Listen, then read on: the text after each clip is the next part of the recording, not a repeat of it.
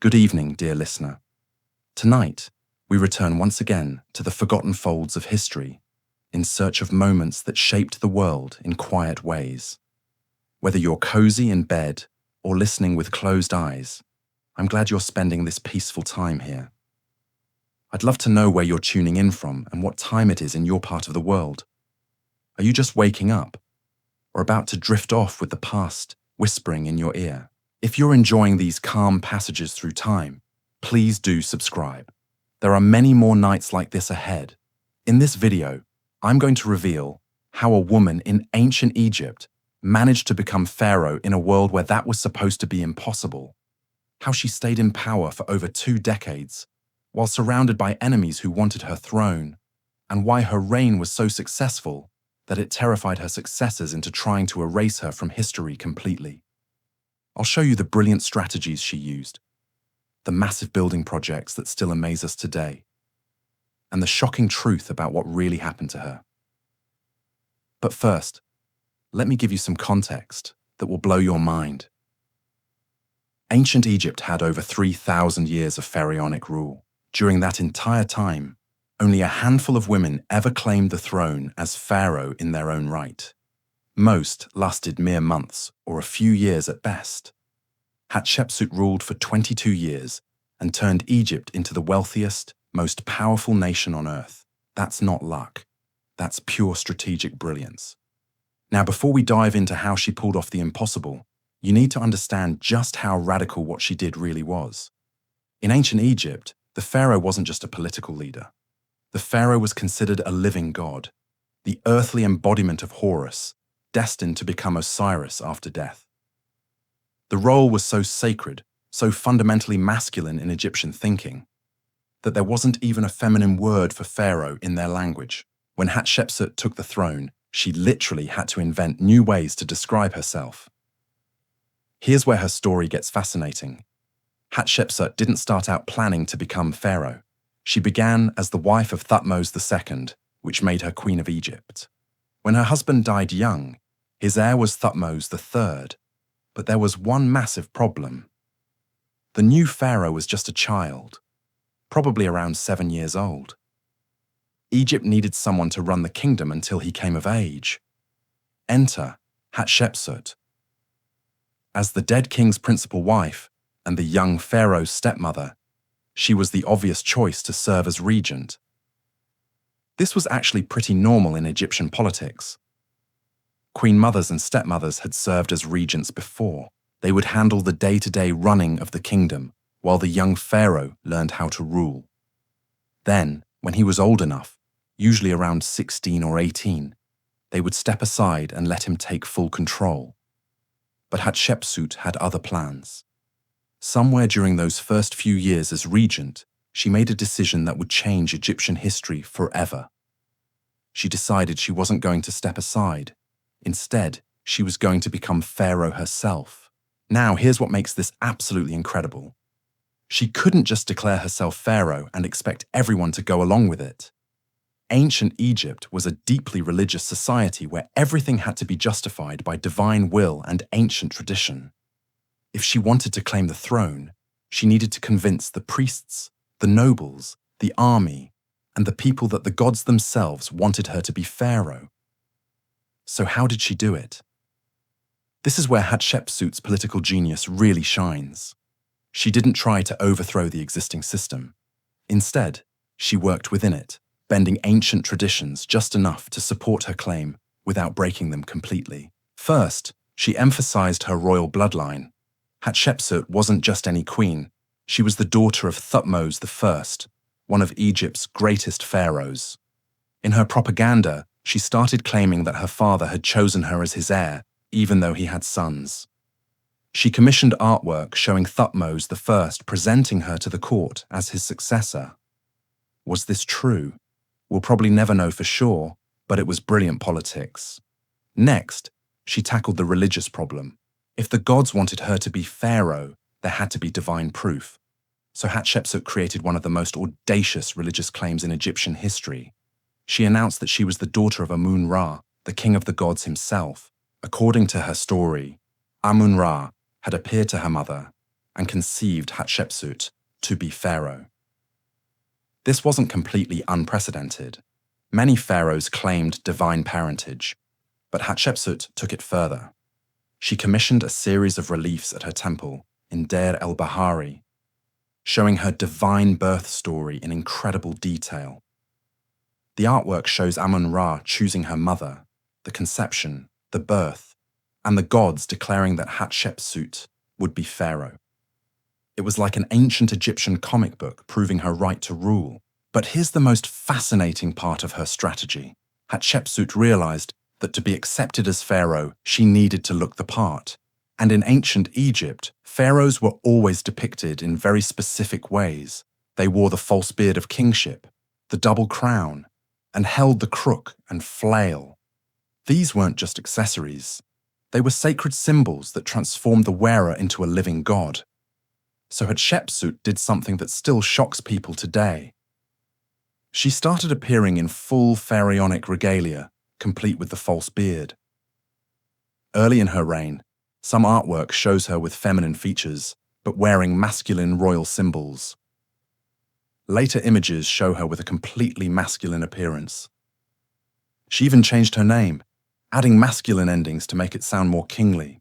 Some people today see this as Hatshepsut denying her femininity or trying to become a man. But that completely misses the point. Hatshepsut wasn't trying to become a man. She was trying to become Pharaoh, and Pharaoh was a role that transcended normal human gender.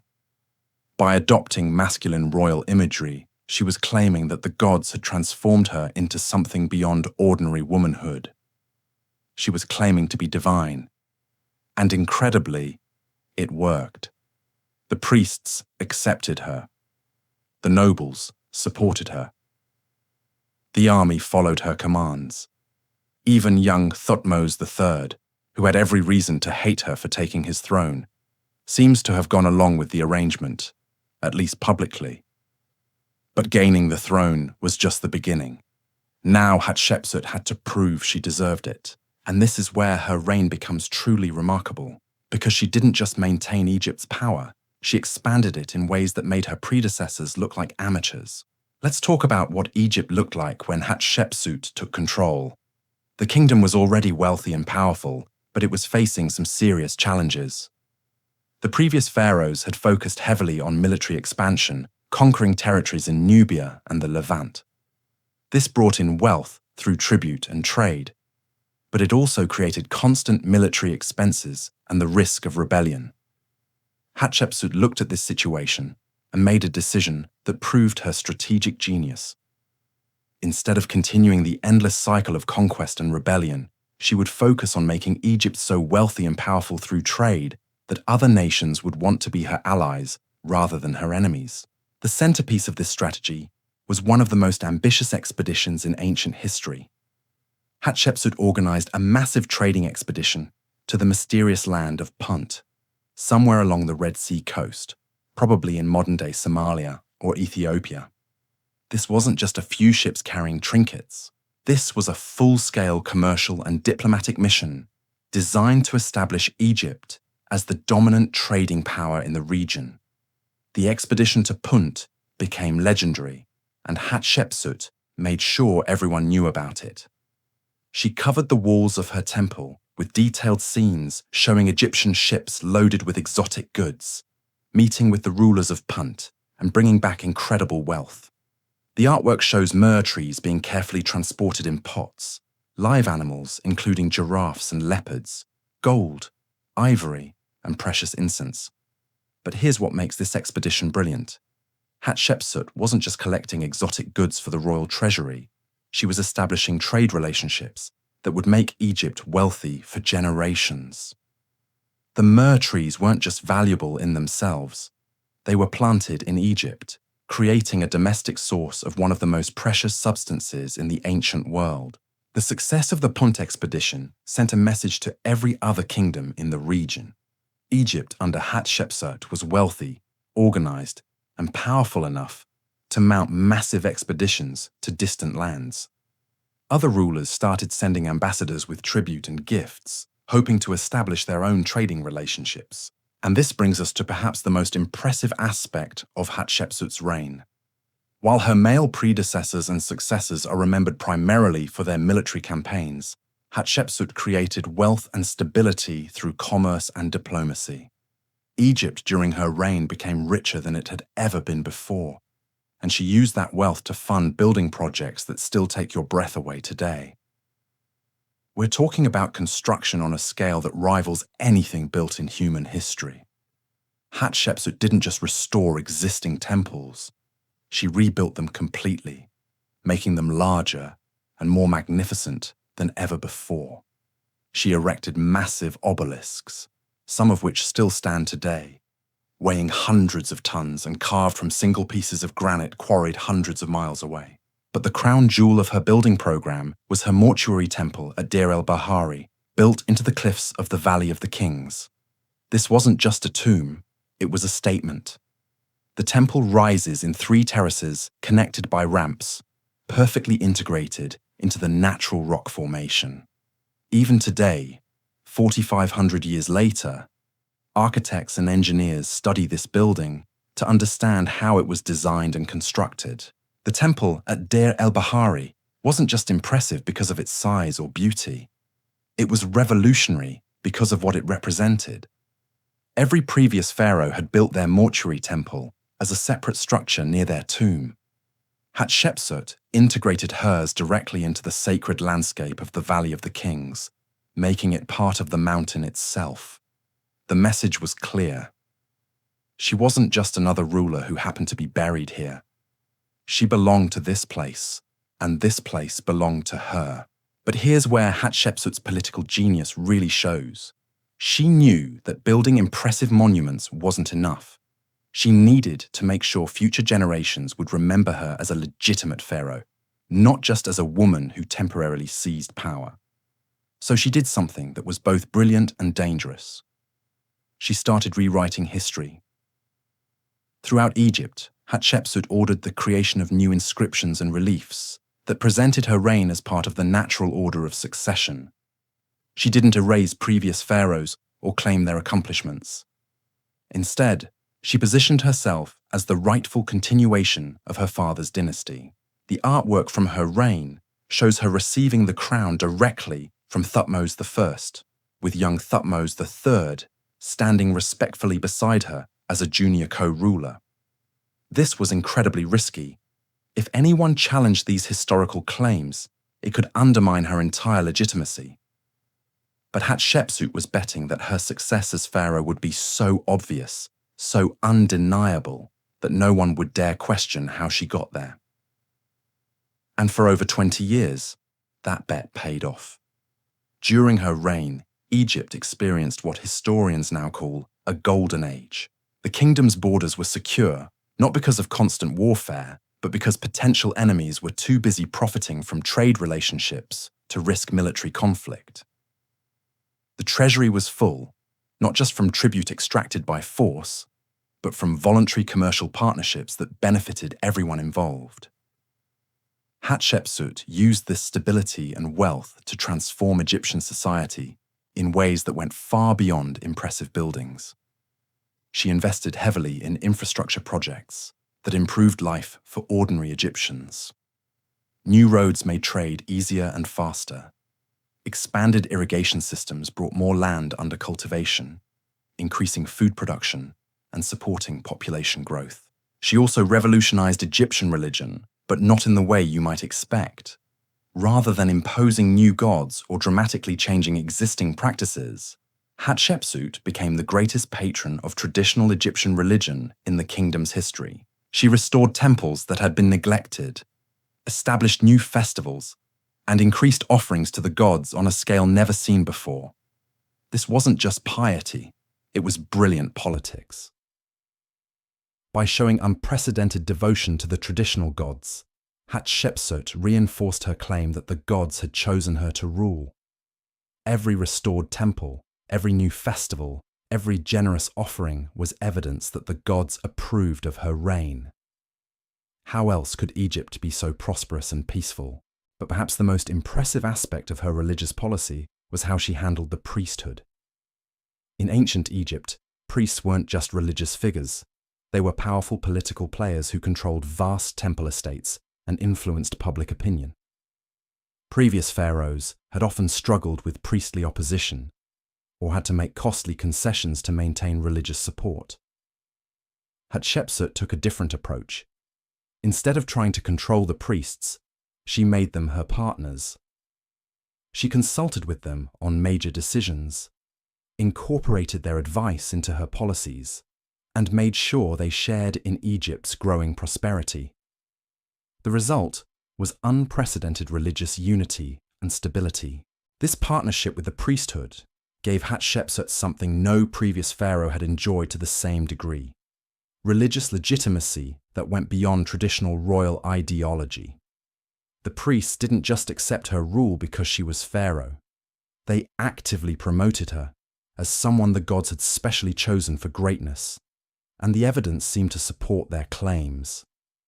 Egypt, during Hatshepsut's reign, experienced a series of exceptionally good Nile floods, ensuring abundant harvests year after year.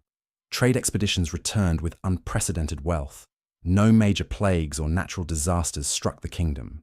Even her enemies seemed to prosper from their relationships with Egypt. To the ancient Egyptian mind, this pattern of success was proof of divine favor. The gods were clearly blessing Hatshepsut's reign, which meant opposing her was not just politically dangerous, but religiously forbidden. This brings us to one of the most fascinating aspects of her rule. How did Hatshepsut handle the obvious problem of succession? She couldn't have children as pharaoh, at least not in the traditional sense. Egyptian royal ideology required the pharaoh to father the next generation of rulers. But Hatshepsut was a woman, and her stepson Thutmose III was still alive, and theoretically the rightful heir. Her solution was typically clever. Rather than trying to eliminate Thutmose III, or find a way to have her own children claim the throne, Hatshepsut positioned herself as a transitional ruler, chosen by the gods to prepare Egypt for Thutmose III's eventual reign. She presented her rule not as a permanent change to Egyptian succession law, but as a special divine intervention during a critical period in Egyptian history. This approach allowed her to maintain power while avoiding the appearance of completely overturning traditional succession. She was not stealing the throne from its rightful owner. She was preparing it for him. And the longer her reign continued to be successful, the more this narrative made sense to her subjects. Meanwhile, Thutmose III was not sitting idle. As he grew to adulthood, Hatshepsut gradually gave him more responsibilities and more visible roles in government. He led military campaigns in her name, participated in religious ceremonies, and learned the complex skills of royal administration. To outside observers, it looked like a remarkably smooth preparation for eventual succession. But behind the scenes, tensions were building. As Thutmose III matured and gained experience, he naturally began to develop his own ideas about how Egypt should be ruled. And those ideas didn't always align with Hatshepsut's policies. The most significant difference was over military expansion. Hatshepsut's focus on trade and diplomacy had brought Egypt unprecedented wealth and stability, but it had also allowed some traditional Egyptian territories to assert more independence. Cities and regions that had paid tribute to previous pharaohs were now treating Egypt as an equal partner rather than an overlord. Thutmose III, trained in traditional military leadership, saw this as weakness. In his view, Egypt's enemies were taking advantage of Hatshepsut's peaceful policies to prepare for future challenges to Egyptian dominance. He believed that only strong military action could maintain Egypt's position as the dominant regional power. These weren't just abstract policy disagreements. They represented fundamentally different visions of what Egypt should be. Hatshepsut saw the kingdom as the center of a prosperous trading network, where wealth and influence came from being the partner everyone wanted to work with. Thutmose III saw Egypt as a military empire, where respect and tribute came from being the power everyone was afraid to challenge. For years, these tensions remained below the surface. Hatshepsut was too successful, too popular, and too firmly established for Thutmose III to challenge directly. But as her reign entered its third decade, subtle changes began to appear in official artwork and inscriptions. Images of Thutmose III started appearing more frequently and more prominently. His name began appearing alongside Hatshepsut's in royal documents, suggesting a more equal partnership than before. New military preparations began, ostensibly for defensive purposes, but clearly designed to rebuild Egypt's capacity for major campaigns. Hatshepsut, now an experienced politician in her 50s, must have recognized these signs. But rather than trying to suppress Thutmose, the third's growing influence, she made a decision that reveals both her political wisdom and her understanding of Egyptian royal ideology. She began preparing for her own transition out of power. This wasn't defeat. This was perhaps the most brilliant political maneuver of Hatshepsut's entire career. She understood something that many rulers throughout history have failed to grasp. The key to lasting power isn't just knowing how to seize it or even how to keep it. It's knowing when and how to let it go. But here's where the story gets absolutely fascinating, because Hatshepsut didn't just quietly step aside like previous regents had done. Instead, she orchestrated what might be the most sophisticated political transition in ancient history. She was going to make sure that when she did step down, her legacy would be so firmly established that no one could ever question her legitimacy or erase her achievements. The first phase of her transition strategy was brilliant in its subtlety. Hatshepsut began sharing more ceremonial duties with Thutmose III, but she made sure these were always presented as her graciously allowing him to participate in her divine authority, not as him reclaiming his rightful position. The message was clear. She was choosing to include him, which meant the power was still hers to give. At the same time, she accelerated her building programs to an almost frantic pace. New temples, expanded existing structures, more obelisks, additional inscriptions telling her story. This wasn't vanity, this was insurance. The more permanently her achievements were carved in stone, the harder it would be for future rulers to pretend she had never existed. But the most ingenious part of her strategy involved something that would seem completely counterintuitive to most rulers. Hatshepsut began actively promoting the idea that her reign had been divinely temporary. She commissioned new inscriptions describing how the gods had specifically chosen her to rule during a critical period in Egyptian history, and how they had now indicated that her sacred mission was complete. Think about how brilliant this was. By framing her eventual transition as fulfilling divine will rather than succumbing to political pressure, Hatshepsut maintained her religious authority even while preparing to give up temporal power. She wasn't being forced out. She was completing the sacred task the gods had assigned her. The historical records from this period are frustratingly incomplete, but we can piece together some incredible details about what was happening behind the scenes. Hatshepsut spent enormous resources on gifts and donations to temples throughout Egypt. She established new religious festivals that would ensure her name was spoken in prayers for generations.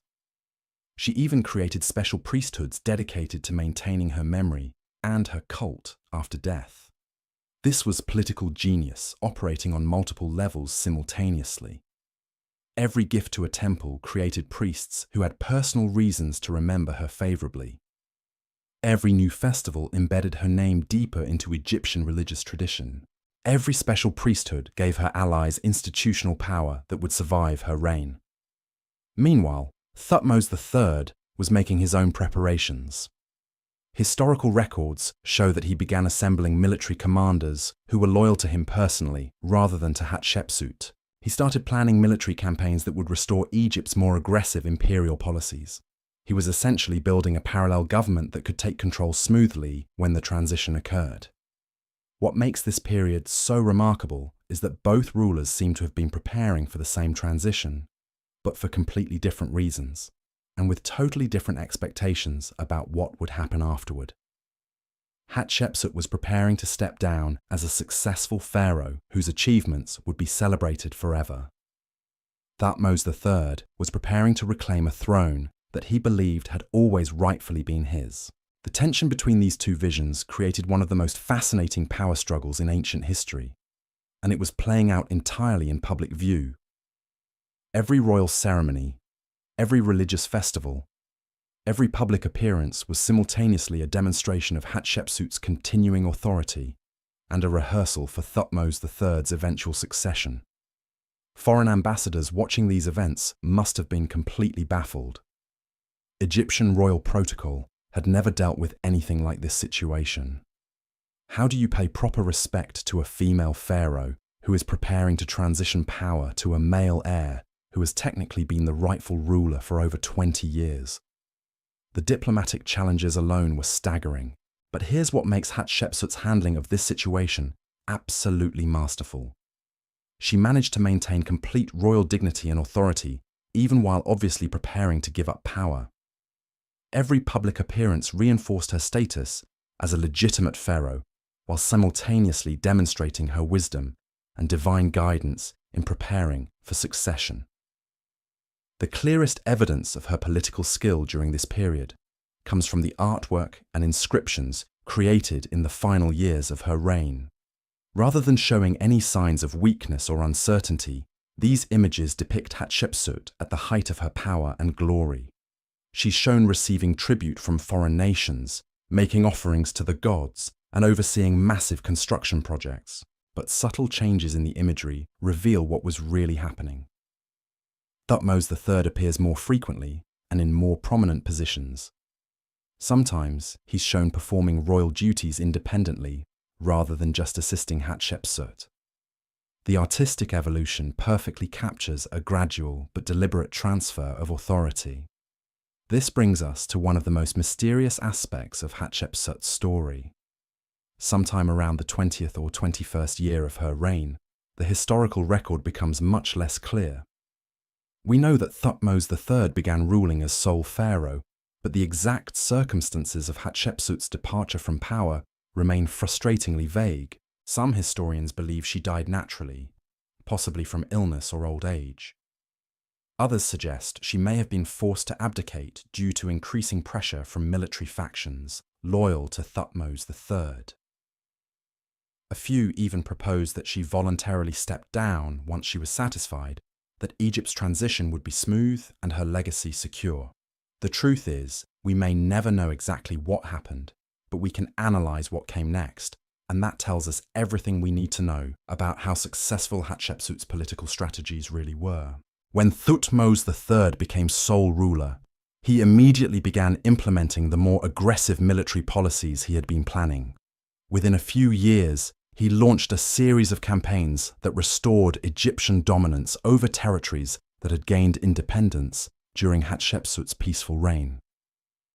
These campaigns were enormously successful, and Thutmose III became known as one of Egypt's greatest military pharaohs. But here's the fascinating part. For the first 15 or 20 years of his solo reign, Thutmose III made no attempt to erase Hatshepsut from the historical record. Her inscriptions remained intact, her temples continued to function, and her religious festivals continued to be celebrated.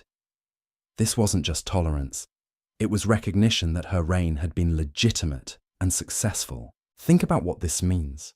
If Hatshepsut had been a usurper who had illegally seized power, Thutmose III would have immediately begun destroying evidence of her reign, the fact that he didn't suggest that even he acknowledged her right to have ruled. Her political strategy of positioning herself as a divinely chosen transitional ruler had worked perfectly.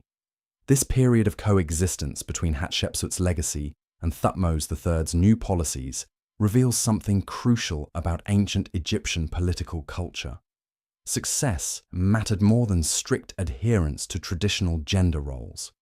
As long as a ruler was effective and brought prosperity to Egypt, the population and elite would support them regardless of whether they fit conventional expectations. But this delicate balance couldn't last forever.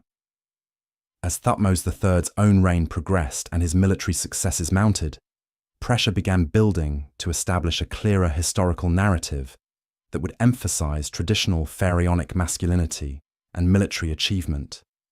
The problem was that Hatshepsut's 22-year reign couldn't simply be ignored or forgotten.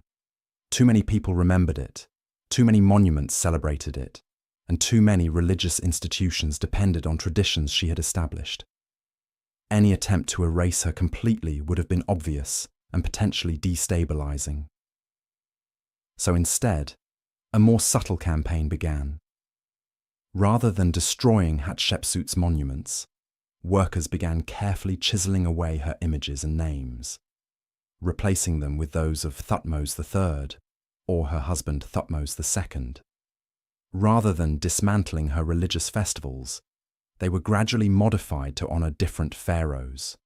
This process took decades and was never completely successful.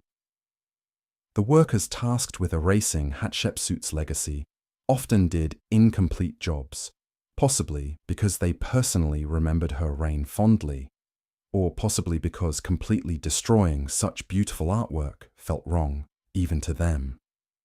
The result is that today, we can still see evidence of this ancient cover-up. Walls that once showed Hatshepsut making offerings to the gods now show blank spaces where her figure was chiseled away. Inscriptions that once proclaimed her achievements now have different names, awkwardly inserted over obvious erasure marks. But ironically, this attempted erasure has actually helped preserve Hatshepsut's story for modern archaeologists. The incomplete nature of the destruction makes it obvious that something was deliberately hidden, which draws attention to what was removed. In many cases, enough traces remain that scholars can reconstruct the original images and inscriptions. More importantly, the physical evidence of Hatshepsut's achievements was too massive to destroy completely. Her temple at Deir el-Bahari still stands as one of the most impressive architectural accomplishments in Egyptian history. The obelisks she erected still tower over Karnak Temple. The trade relationships she established continue to bring wealth to Egypt for centuries. This brings us to perhaps the most important lesson from Hatshepsut's incredible story. Political power is ultimately about results, not just traditional authority. Hatshepsut succeeded as pharaoh not because she found some loophole in Egyptian law that allowed women to rule, but because she was extraordinarily good at the actual job of ruling. She understood that successful leadership requires adapting to circumstances rather than rigidly following precedent. When Egypt needed military expansion, previous pharaohs had provided military expansion. When Egypt needed stability and prosperity, Hatshepsut provided stability and prosperity. Her willingness to break with tradition wasn't rebellion against Egyptian culture. It was responsiveness to Egyptian needs. This is why her reign was so successful and why attempts to erase her from history ultimately failed. You can destroy monuments and change inscriptions, but you can't erase the memory of 22 years of peace and prosperity. You can't undo successful trade relationships or pretend that architectural marvels were never built. The people who lived through Hatshepsut's reign knew what they had experienced, and they passed those memories to their children and grandchildren. Even when official history tried to ignore her, popular memory preserved the truth about Egypt's most successful female ruler. And this popular memory eventually influenced official history as well. Later, Egyptian texts began mentioning Hatshepsut again, sometimes critically, but always acknowledging her existence and her achievements. By the time Greek historians like Herodotus began writing about Egypt, Hatshepsut's story had been partially restored to the historical record. The Greeks were particularly fascinated by her story because it challenged their own assumptions about gender and political power. Greek women had very limited political rights, so the idea of a female pharaoh who had successfully ruled one of the world's most powerful kingdoms for over 2 decades was almost incomprehensible to them. But the physical evidence was undeniable. Greek visitors to Egypt could see Hatshepsut's temples and obelisks. They could read inscriptions that clearly identified her as pharaoh. They could talk to Egyptian priests who still maintained traditions she had established. The reality of her achievements was impossible to ignore or explain away. This Greek fascination with Hatshepsut helped preserve her story through the Roman period and into the medieval era. While many other aspects of ancient Egyptian history were forgotten or distorted over the centuries, the basic facts about Egypt's female pharaoh survived in various forms. When modern archaeology began systematically studying ancient Egypt in the 19th century, Hatshepsut was one of the first pharaohs to be rediscovered and properly understood. The combination of surviving monuments, partially destroyed inscriptions, and ancient historical references made it relatively easy to reconstruct the basic outline of her reign. But the more archaeologists studied her story, the more remarkable it became. Each new discovery revealed additional evidence of her political sophistication, her architectural ambitions, and her economic success. What had initially seemed like an interesting historical anomaly gradually emerged as one of the most impressive examples of effective leadership in the ancient world. Today, Hatshepsut is recognized not just as an important female ruler, but as one of Egypt's greatest pharaohs regardless of gender. Her reign is studied as a masterclass in political strategy, economic development, and architectural innovation. Her story has become an inspiration for women in leadership positions around the world. But perhaps most importantly, Hatshepsut's legacy demonstrates something crucial about human potential and political possibility. She proved that effective leadership transcends traditional categories and expectations. When circumstances require it, extraordinary people can step beyond conventional roles and achieve extraordinary things. Her story reminds us that history is shaped not just by those who follow established patterns, but by those who have the courage and skill to create new ones when the situation demands it. Hatshepsut didn't just rule Egypt. She expanded our understanding of what rulership could be. And that's a legacy that no amount of chiseling away at monuments could ever truly erase. The question that haunts historians today is this: what if Hatshepsut had been born male? Would she be remembered alongside Ramesses the Great and Akhenaten as one of Egypt's most legendary pharaohs? The uncomfortable truth is that gender bias has shaped how we view ancient rulers for millennia, and Hatshepsut's story forces us to confront that bias head-on. But here's what makes her achievements even more extraordinary. She didn't just succeed despite being female in a male-dominated world. She succeeded so completely that she redefined what pharaonic power could look like. Her reign wasn't just an exception to Egyptian royal tradition, it was an evolution of it. Let's dive deeper into how Hatshepsut's political genius actually worked on a day-to-day level, because this is where her story becomes absolutely fascinating. Most pharaohs ruled through a combination of divine authority, military power, and bureaucratic control. Hatshepsut had to add another layer: constant political theatre designed to reinforce her legitimacy. Every public appearance was choreographed to demonstrate that the gods supported her rule. Every royal ceremony included elements that emphasized her divine selection. Every administrative decision was presented not just as royal policy, but as the fulfillment of divine will. This wasn't propaganda in the modern sense. This was sophisticated political communication designed to maintain stability in an unprecedented situation. Consider what this meant for her daily routine. While male pharaohs could simply issue commands and expect obedience, Hatshepsut had to constantly demonstrate that her commands carried divine authority. She couldn't just wear the crown and false beard during major ceremonies. She had to embody the role of pharaoh so completely that everyone around her would forget they were dealing with something historically unusual. This required an incredible level of personal discipline and political awareness. One mistake, one moment of appearing uncertain or illegitimate, could have triggered a crisis that would end her reign and possibly destabilize the entire kingdom. The pressure must have been enormous, but historical records suggest she handled it with remarkable grace and skill. Her court officials seem to have genuinely respected her judgment and ability. Foreign ambassadors wrote dispatches describing her as a formidable negotiator and a shrewd political strategist. Even her potential enemies within Egypt appear to have grudgingly admired her effectiveness as a ruler.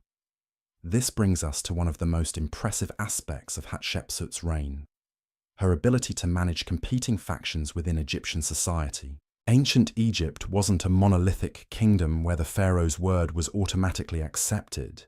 It was a complex collection of regional interests, religious institutions, military commanders, and noble families, all with their own agendas and power bases. Previous pharaohs had typically managed these factions through a combination of rewards, threats, and military force. Hatshepsut developed a more sophisticated approach based on creating mutual benefit and shared prosperity. Instead of demanding loyalty through fear, she earned it through results. Take her relationship with the military, for example. Traditional Egyptian pharaohs were expected to be warrior kings who personally led armies into battle. Hatshepsut couldn't fulfill this role in the conventional sense, but she found ways to keep military leaders satisfied and loyal. She increased military budgets and improved soldiers' equipment and pay. She commissioned impressive military monuments and ceremonies that honored Egypt's martial traditions. Most importantly, she used Egypt's growing wealth to fund military infrastructure projects that enhanced the kingdom's defensive capabilities without requiring expensive foreign campaigns. The result was a military that remained loyal and effective, even though it wasn't being used for constant expansion. When occasional border conflicts did arise, Egyptian forces under Hatshepsut's command performed well, demonstrating that her peaceful policies hadn't weakened Egypt's ability to defend itself. Her approach to the nobility was equally clever. Rather than trying to suppress potential rivals or force them into submission, Hatshepsut created opportunities for advancement and enrichment that made supporting her regime more profitable than opposing it. She expanded the royal bureaucracy, creating new positions and responsibilities that gave ambitious nobles productive outlets for their energy. She also used her building projects as a form of economic stimulus that benefited noble families throughout Egypt. Major construction projects required enormous amounts of materials, labor, and logistical coordination.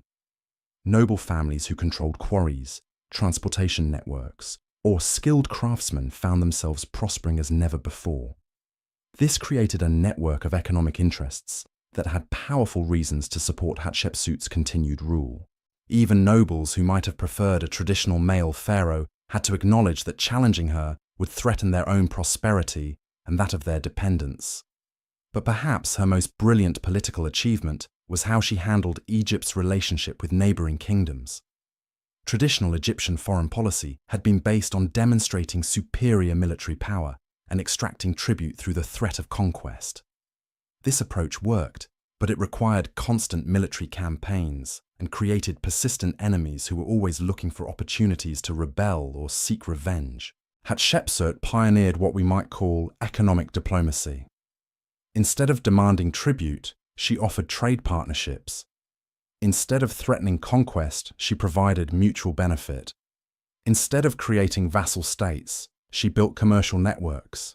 The expedition to Punt wasn't just about acquiring exotic goods. It was about demonstrating a new model of international relations based on cooperation rather than domination. The success of this expedition encouraged other kingdoms to seek similar arrangements with Egypt, transforming the country from a military empire into the center of a vast commercial network. This shift had profound implications for Egyptian society. Military campaigns had traditionally been the primary source of wealth for the kingdom, but they also drained resources and created risks.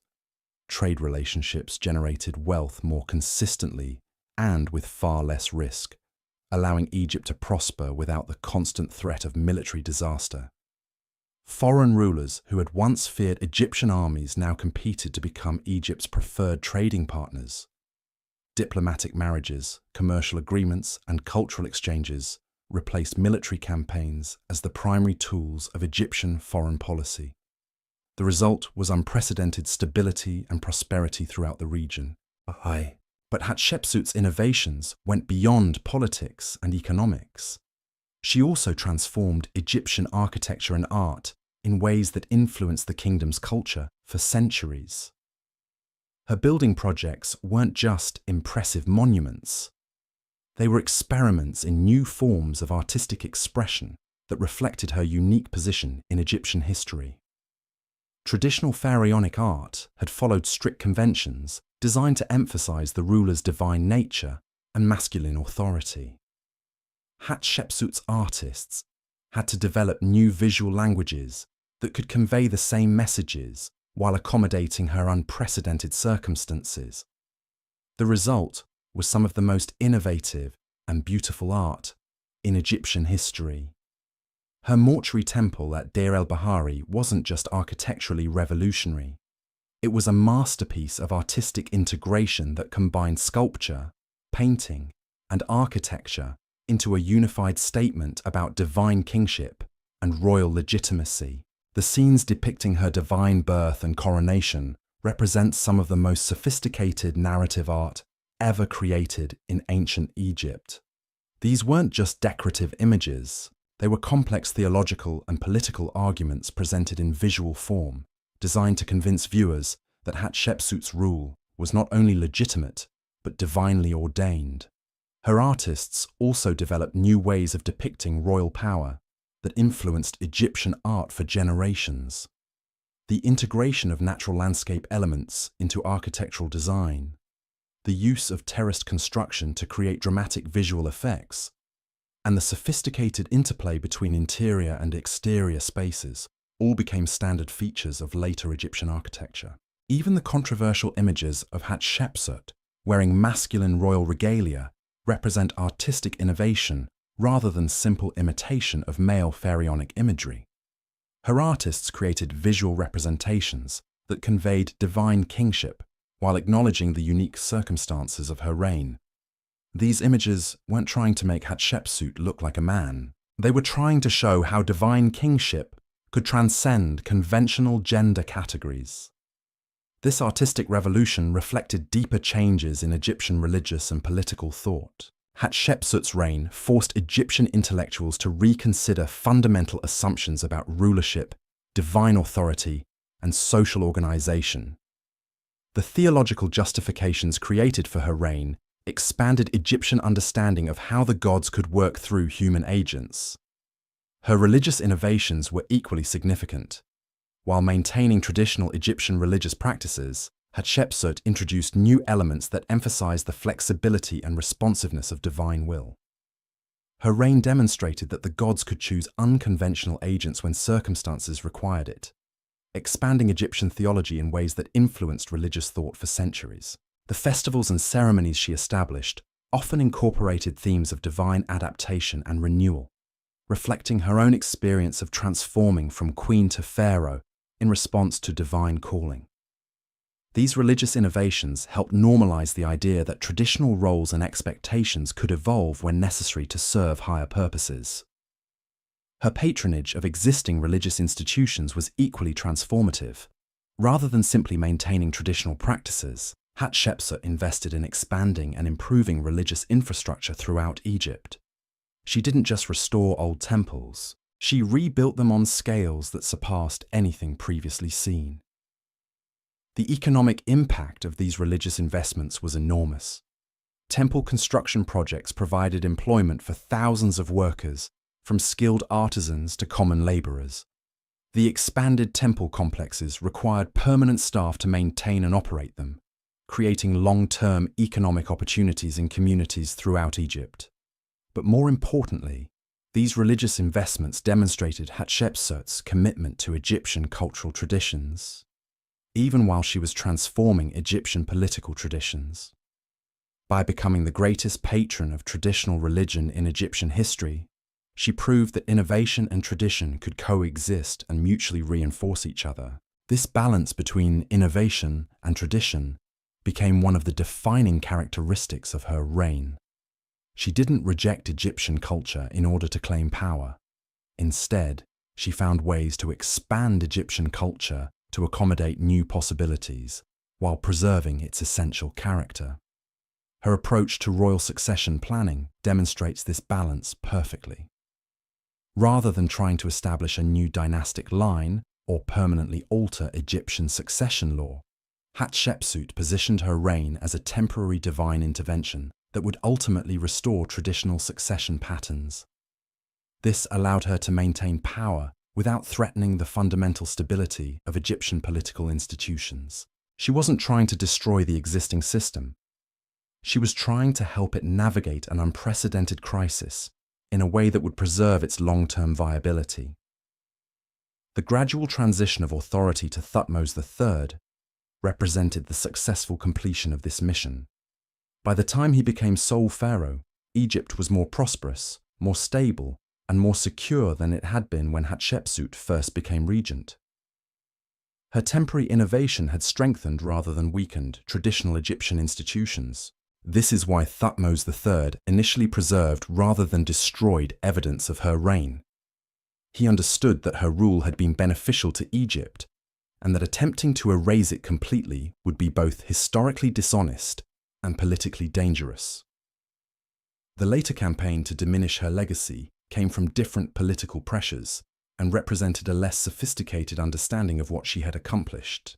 But here's what makes Hatshepsut's story absolutely crucial for understanding ancient Egypt and political leadership in general. She proved that effective governance transcends conventional categories and expectations. Her success wasn't achieved by rejecting femininity or pretending to be something she wasn't. It was achieved by demonstrating that leadership ability is more important than conformity to traditional roles. This lesson resonated throughout Egyptian history and influenced how later rulers approached the challenges of governance. Several subsequent pharaohs adopted elements of Hatshepsut's political and economic strategies, particularly her emphasis on trade relationships and monumental construction projects. Her architectural innovations became standard features of Egyptian royal building, and her diplomatic approaches influenced Egyptian foreign policy for centuries. Even her religious innovations continued to shape Egyptian theology long after her death. More broadly, Hatshepsut's reign demonstrated that political institutions can adapt and evolve without losing their essential character. Her temporary transformation of pharaonic rulership helped preserve, rather than destroy, Egyptian political stability during a critical period in the kingdom's history. This flexibility and adaptability became one of the sources of Egypt's remarkable longevity as a civilization. While other ancient kingdoms collapsed when faced with unprecedented challenges, Egypt developed the capacity to innovate and adapt while maintaining cultural continuity. Hatshepsut's story also reveals something important about the relationship between individual leadership and historical change. She didn't succeed simply because she was an exceptional person, although she certainly was that. She succeeded because she understood how to work within existing systems while gradually transforming them to meet new needs. Her political genius lay not in rejecting Egyptian traditions, but in finding ways to expand them. She didn't try to impose foreign models of governance on Egypt. Instead, she developed uniquely Egyptian solutions to uniquely Egyptian problems. This approach required an extraordinary combination of political skill, cultural sensitivity, and personal courage. She had to be bold enough to break with precedent, while being careful enough not to trigger destructive conflicts. She had to be innovative enough to solve new problems, while being traditional enough to maintain legitimacy. The fact that she sustained this delicate balance for over 2 decades while achieving remarkable success demonstrates a level of political sophistication that few rulers in any era have matched. Her reign represents one of the great achievements in the history of governance and leadership. But perhaps most importantly, Hatshepsut's story challenges us to reconsider our assumptions about historical possibility and human potential. Her success proves that extraordinary circumstances can create opportunities for extraordinary people to achieve extraordinary things, regardless of conventional limitations and expectations. Her legacy reminds us that history is shaped not just by those who follow established patterns, but by those who have the vision and skill to create new patterns when circumstances demand it. She didn't just rule Egypt effectively, she expanded our understanding of what effective rulership could look like. And that expansion of possibility, that demonstration that traditional limitations are not absolute limitations, may be her most important contribution to human history. She proved that when the situation requires it, exceptional people can transcend conventional categories and achieve the seemingly impossible. This is why attempts to erase her from history ultimately failed, and why her story continues to inspire people today. You can destroy monuments and change inscriptions, but you cannot erase the fundamental truth that she demonstrated. Human potential is not limited by traditional expectations, and exceptional circumstances can create opportunities for exceptional achievements. Hatshepsut didn't just become pharaoh. Despite being a woman in ancient Egypt, she became one of Egypt's greatest pharaohs, precisely because she brought unique perspectives and approaches to the challenges of rulership. Her gender wasn't an obstacle she overcame. It was one of the sources of her distinctive strengths as a leader. This reframing of her story transforms our understanding not just of ancient Egypt, but of leadership itself. She shows us that diversity of experience and perspective can be a source of strength rather than weakness, and that the most effective solutions to complex problems often come from those who approach them from unexpected angles. Her 22-year reign stands as proof that when we expand our definitions of who can lead and how leadership can be exercised, we create opportunities for innovations and achievements that would otherwise be impossible. And that may be the most important lesson from the incredible story of Hatshepsut, the queen who became king, and in doing so, redefined what both queenship and kingship could mean.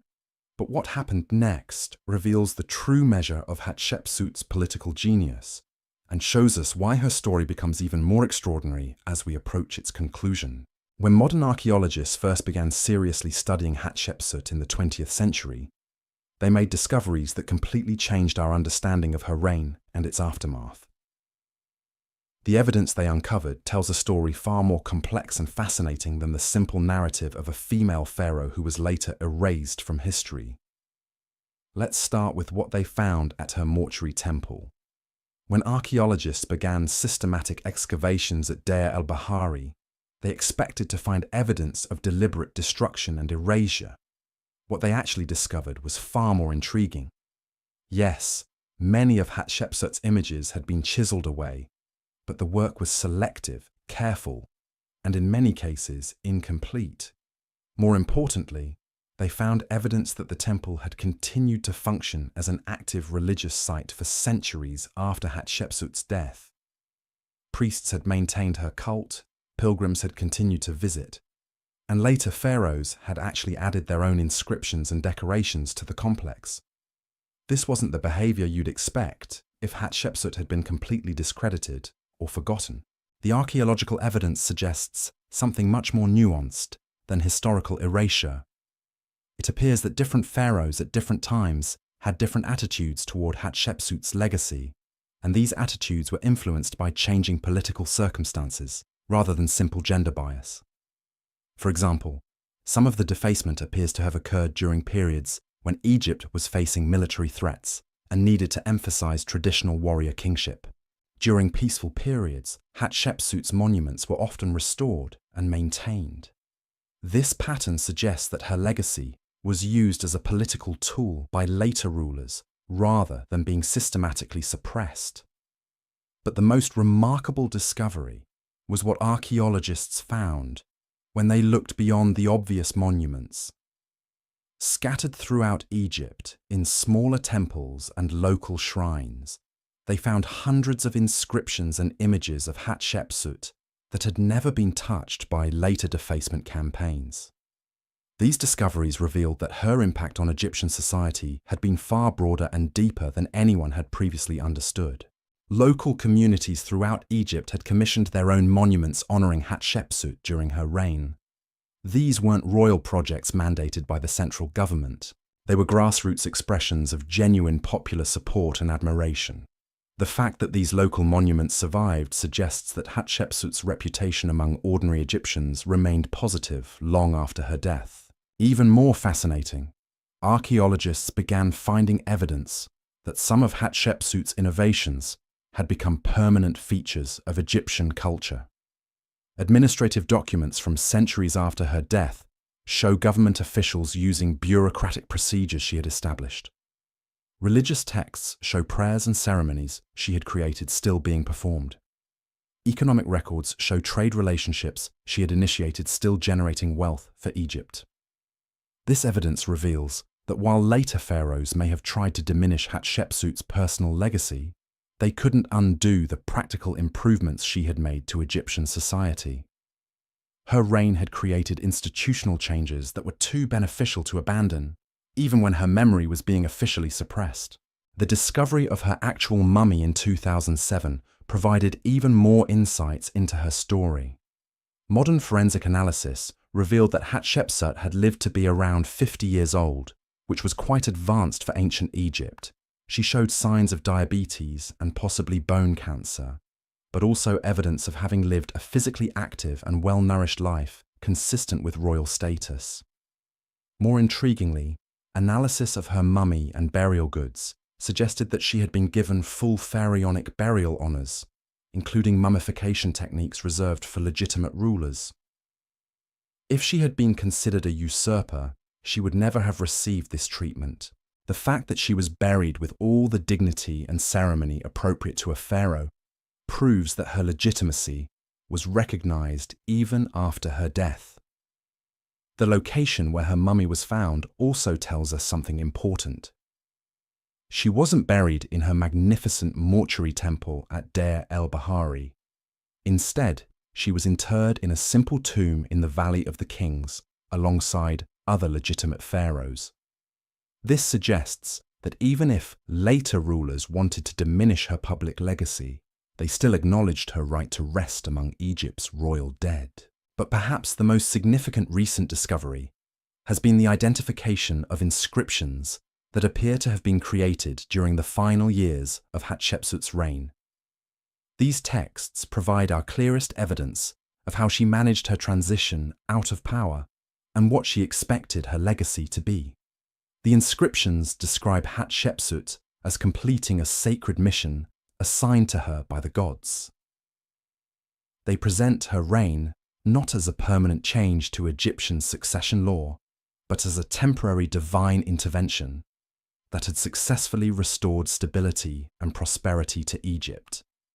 Most importantly, they describe her voluntary transfer of power to Thutmose III as the final act of her divinely appointed role. This evidence supports the theory that Hatshepsut orchestrated her own transition rather than being forced from power.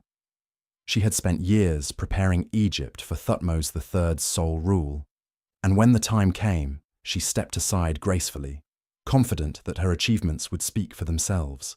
The inscriptions also reveal something remarkable about her final political strategy. Rather than trying to ensure that her immediate successors would continue her policies, Hatshepsut focused on creating institutional changes that would survive regardless of who held power. She embedded her innovations so deeply into Egyptian government, religion, and culture that they became permanent features of the civilization.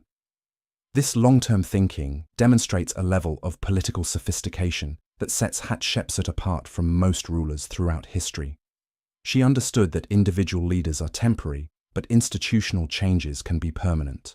By focusing on transforming Egyptian systems, rather than just exercising personal power, she ensured that her impact would outlast any attempts to diminish her memory.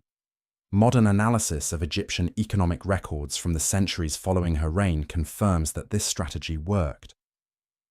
Egypt continued to benefit from the trade relationships she had established, the administrative procedures she had created, and the religious innovations she had introduced long after her personal legacy had been officially suppressed. Her architectural legacy was equally enduring. The building techniques pioneered at Deir el-Bahari influenced Egyptian construction for the rest of the pharaonic period. Later pharaohs repeatedly tried to copy the visual impact of her terraced temple design, though none ever matched its elegance and integration with the natural landscape. The artistic innovations developed during her reign also became standard features of Egyptian royal art.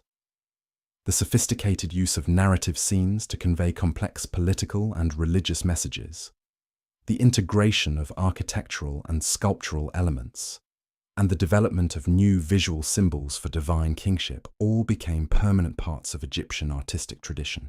But beyond these concrete legacies, Hatshepsut's reign had a more subtle but perhaps more important impact on Egyptian political culture. She had demonstrated that effective governance was more important than rigid adherence to traditional roles and expectations. This lesson influenced how later pharaohs approached the challenges of rulership. Subsequent Egyptian rulers showed greater flexibility in adapting to unusual circumstances, greater willingness to experiment with new policies, and greater sensitivity to the need to justify their innovations in terms of Egyptian traditions and values. While they may not have explicitly credited Hatshepsut for these approaches, the precedent she had established clearly influenced their thinking. Her reign also appears to have influenced Egyptian attitudes toward female political participation more generally. While no other woman achieved the throne as sole pharaoh for centuries after Hatshepsut, several queens during the later New Kingdom period exercised far more political influence than their predecessors had. Royal women became more involved in diplomatic negotiations, religious ceremonies, and even military planning. This gradual expansion of female political roles suggests that Hatshepsut's reign had shifted Egyptian thinking about gender and governance in lasting ways. She had proved that women could exercise supreme political authority effectively, and while this lesson may have been officially suppressed, it appears to have influenced actual political practice. The international impact of her reign was equally significant. Foreign kingdoms that had developed trade relationships with Egypt during Hatshepsut's rule continued to prefer diplomatic and commercial solutions to conflicts rather than military ones. The model of international relations she had pioneered became increasingly common throughout the ancient Near East. Later, Egyptian pharaohs found that they could often achieve their foreign policy objectives through the threat of cutting off profitable trade relationships rather than through military conquest. This approach was generally less expensive and more sustainable than traditional imperial expansion, and it became a standard tool of Egyptian diplomacy. Archaeological evidence from neighboring kingdoms shows Egyptian goods, artistic styles, and cultural practices spreading throughout the region during and after Hatshepsut's reign. This cultural influence was often more enduring than military conquest, creating lasting connections between Egypt and other civilizations. The Greek historians who later wrote about Egypt were particularly impressed by evidence of these cultural exchanges. They described Egypt during Hatshepsut's era as the center of an international network of cities and kingdoms that competed to imitate Egyptian achievements rather than to resist Egyptian power. This transformation from military empire to cultural hegemon represented one of Hatshepsut's most important contributions to ancient history. She had shown that a kingdom could maintain dominance through attraction rather than coercion, through offering benefits rather than threatening punishment. The Roman historians who inherited Greek accounts of Egyptian history were even more fascinated by this aspect of her reign. Rome itself had achieved dominance primarily through military conquest, but Roman intellectuals were increasingly interested in alternative models of imperial governance that might be more sustainable and less expensive to maintain. Some Roman political theorists explicitly cited Hatshepsut's reign as an example of how effective civilian leadership could achieve better results than military conquest. While Rome never fully adopted her approaches, her example influenced Roman thinking about provincial administration and diplomatic relations. The preservation of her story through these classical sources ensured that knowledge of her achievements survived, even when Egyptian civilization itself declined. Medieval scholars had access to Greek and Roman accounts of her reign, and these accounts helped maintain awareness of her historical importance. When European scholars began systematic study of ancient Egypt during the Renaissance, Hatshepsut was one of the first pharaohs they were able to identify and understand. The combination of classical historical accounts and surviving monuments made her story relatively easy to reconstruct compared to other ancient rulers. This early scholarly attention helped establish Hatshepsut as an important historical figure in European consciousness, centuries before modern archaeology fully revealed the extent of her achievements.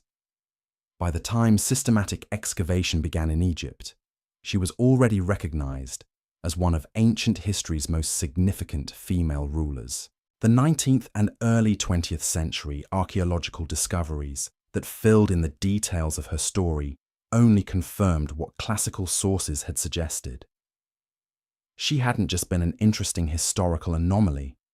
She had been one of the most effective rulers in Egyptian history, whose innovations had influenced the development of civilization itself. Modern feminist historians have understandably embraced Hatshepsut as a symbol of female political capability, but her significance extends far beyond gender issues. Her reign demonstrates universal principles of effective leadership that apply regardless of the leader's identity or the specific challenges they face. She showed that successful governance requires adapting to circumstances rather than rigidly following precedent. She proved that innovation and tradition can reinforce each other when skillfully balanced. She demonstrated that long-term institutional change is more important than short-term personal power. Perhaps most importantly, she established that political legitimacy ultimately depends on results rather than conventional qualifications. Her reign succeeded because it made Egypt more prosperous, more stable, and more secure, not because she met traditional expectations for pharaonic rulership. These lessons remain relevant for political leaders today. In our rapidly changing world, the ability to adapt to new circumstances while maintaining institutional stability is more important than ever. Hatshepsut's example shows how this balance can be achieved through skillful political leadership. Her story also demonstrates the importance of thinking beyond immediate political survival toward long-term institutional health. Too many modern leaders focus exclusively on maintaining their personal power rather than on creating lasting improvements to the systems they govern. Hatshepsut understood that true political success means leaving institutions stronger than you found them, even if that means accepting constraints on your personal authority.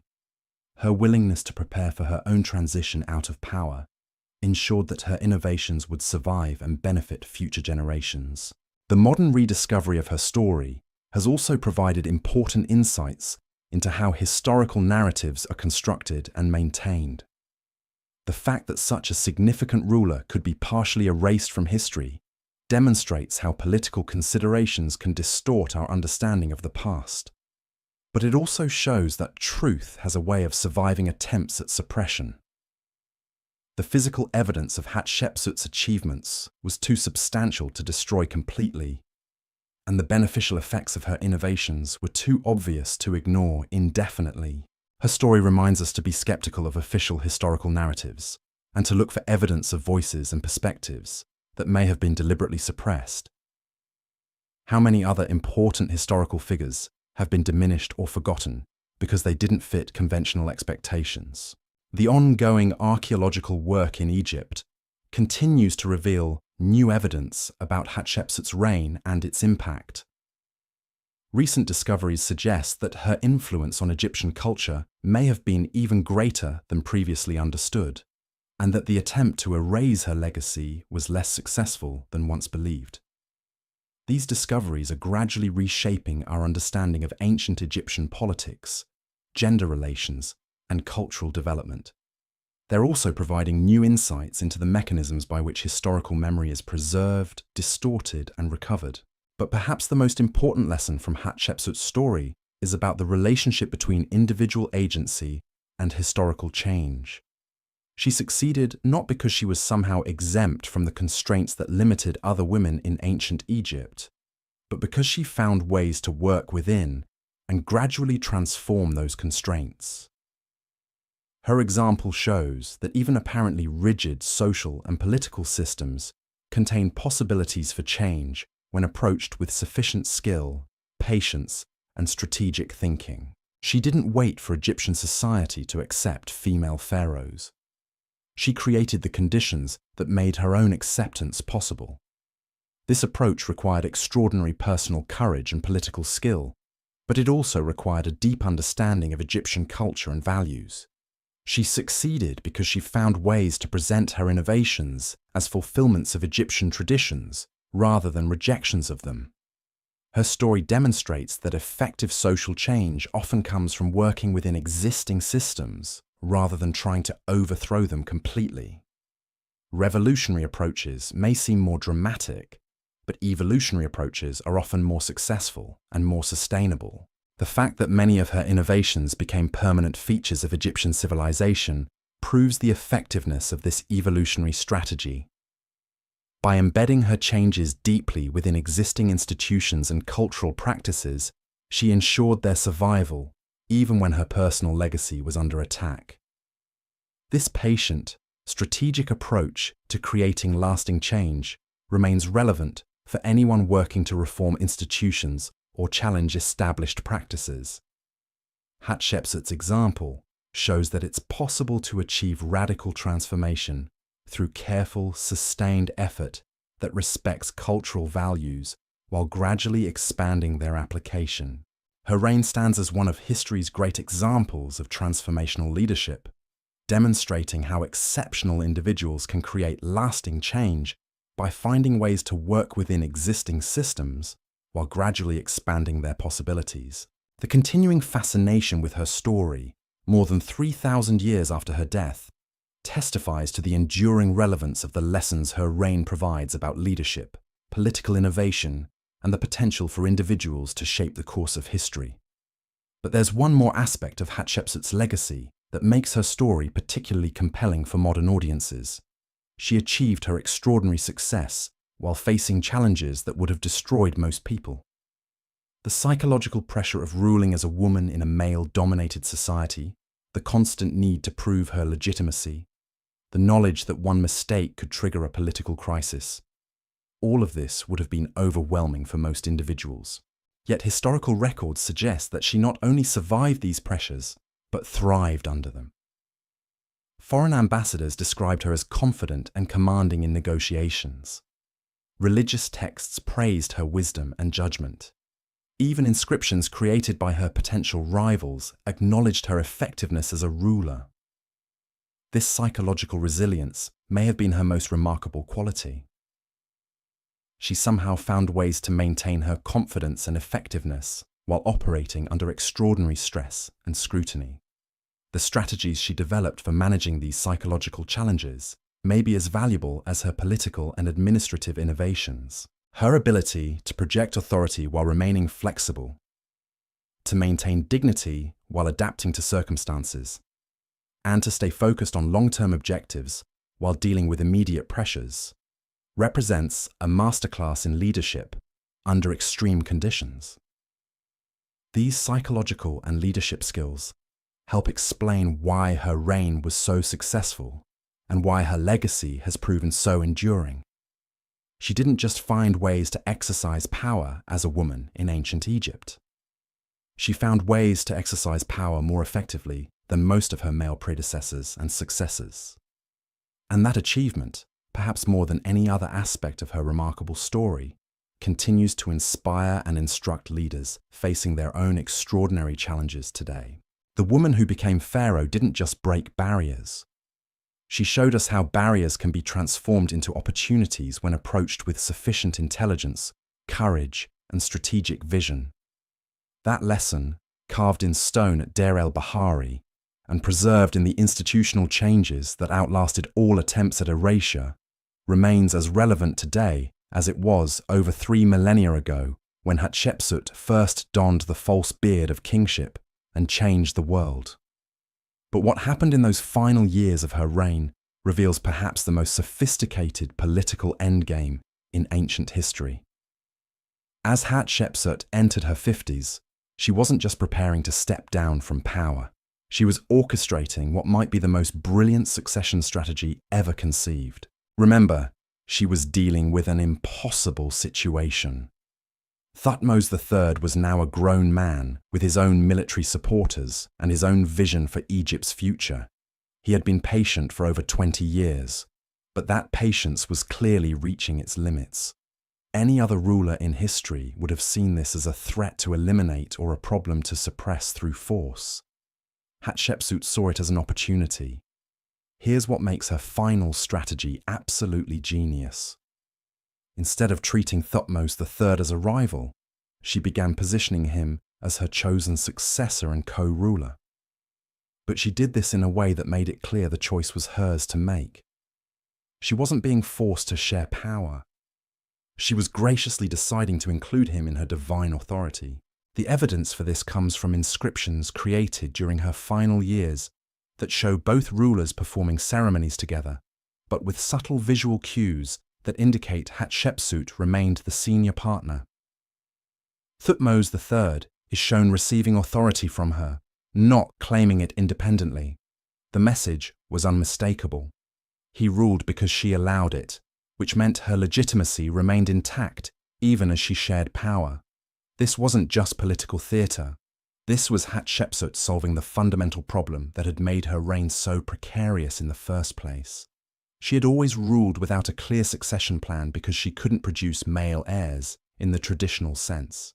Now she was creating a succession narrative that made Thutmose III her chosen heir rather than her displaced victim. Think about how brilliant this was psychologically. For over 20 years, Thutmose III had been the pharaoh who wasn't allowed to rule. Now he was becoming the pharaoh who had been specially prepared and chosen by Egypt's most successful ruler. His legitimacy was no longer based on being Thutmose II's son. It was based on being Hatshepsut's designated successor. This transformation required incredible diplomatic skill from both rulers. Thutmose III had to accept a narrative that made him subordinate to Hatshepsut, even as he gained real power.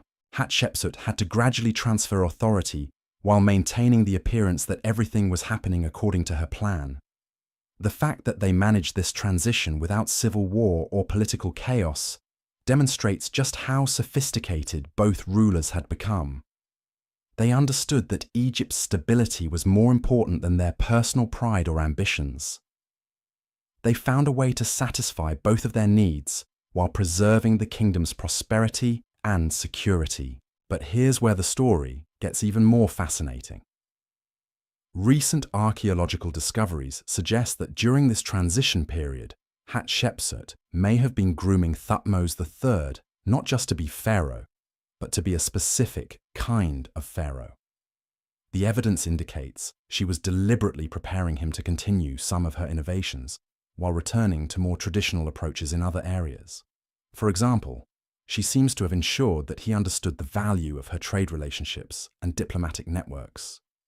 When he became sole ruler, he maintained most of these commercial partnerships, even as he returned to more aggressive military policies. She had taught him to see trade and warfare as complementary strategies rather than competing alternatives. She also appears to have influenced his approach to building projects and religious patronage. Thutmose III's later monuments show clear influences from Hatshepsut's architectural innovations, and his religious policies continued many of the traditions she had established. He wasn't just taking over her kingdom, he was inheriting her vision of what that kingdom could become. This mentoring relationship reveals another dimension of Hatshepsut's political genius. She understood that her legacy would be more secure if her successor voluntarily chose to continue her policies rather than being forced to maintain them. By making Thutmose III a partner in developing these approaches, she ensured his personal investment in their success. The transition also involved careful management of Egypt's various power centers. Hatshepsut spent her final years ensuring that the priesthood, the nobility, and the military all understood that supporting Thutmose III meant honoring her wishes. She transformed potential opposition to the succession into expressions of loyalty to her judgment. Religious ceremonies during this period increasingly emphasized themes of divine wisdom in choosing rulers and the importance of honoring the gods' selections. These weren't subtle hints. These were direct messages that opposing Thutmose III would mean opposing Hatshepsut's divine authority and, by extension, the gods themselves. The military preparations that accelerated during her final years also served this dual purpose. On one level, They were obviously preparing for Thutmose III's more aggressive foreign policies. But on another level, they were demonstrating that Egypt remained strong and unified despite the unusual succession situation. Foreign kingdoms watching these developments would have seen a smooth transfer of power from one legitimate ruler to another, with no signs of internal conflict or instability. This perception was crucial for maintaining Egypt's international relationships and deterring potential enemies from attempting to exploit any perceived weakness. The economic policies implemented during this transition period show similar strategic thinking. Rather than depleting the treasury to fund massive final projects, Hatshepsut ensured that Thutmose III would inherit a kingdom with abundant resources for his own initiatives. She was setting him up for success rather than trying to spend everything on her own legacy. This long-term thinking extended to her personal preparations for death and burial. The construction of her tomb and mortuary temple accelerated during her final years, but these projects were designed to complement rather than compete with Thutmose III's future building programs. She was even planning her death in ways that would strengthen rather than complicate his rule. The inscriptions she commissioned during this period reveal her mindset with remarkable clarity.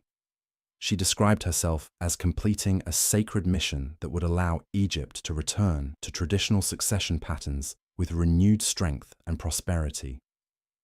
She wasn't being forced out of power. She was fulfilling her divine purpose and preparing for the next phase of Egypt's development. But perhaps the most remarkable aspect of her final strategy was how she handled the question of historical memory.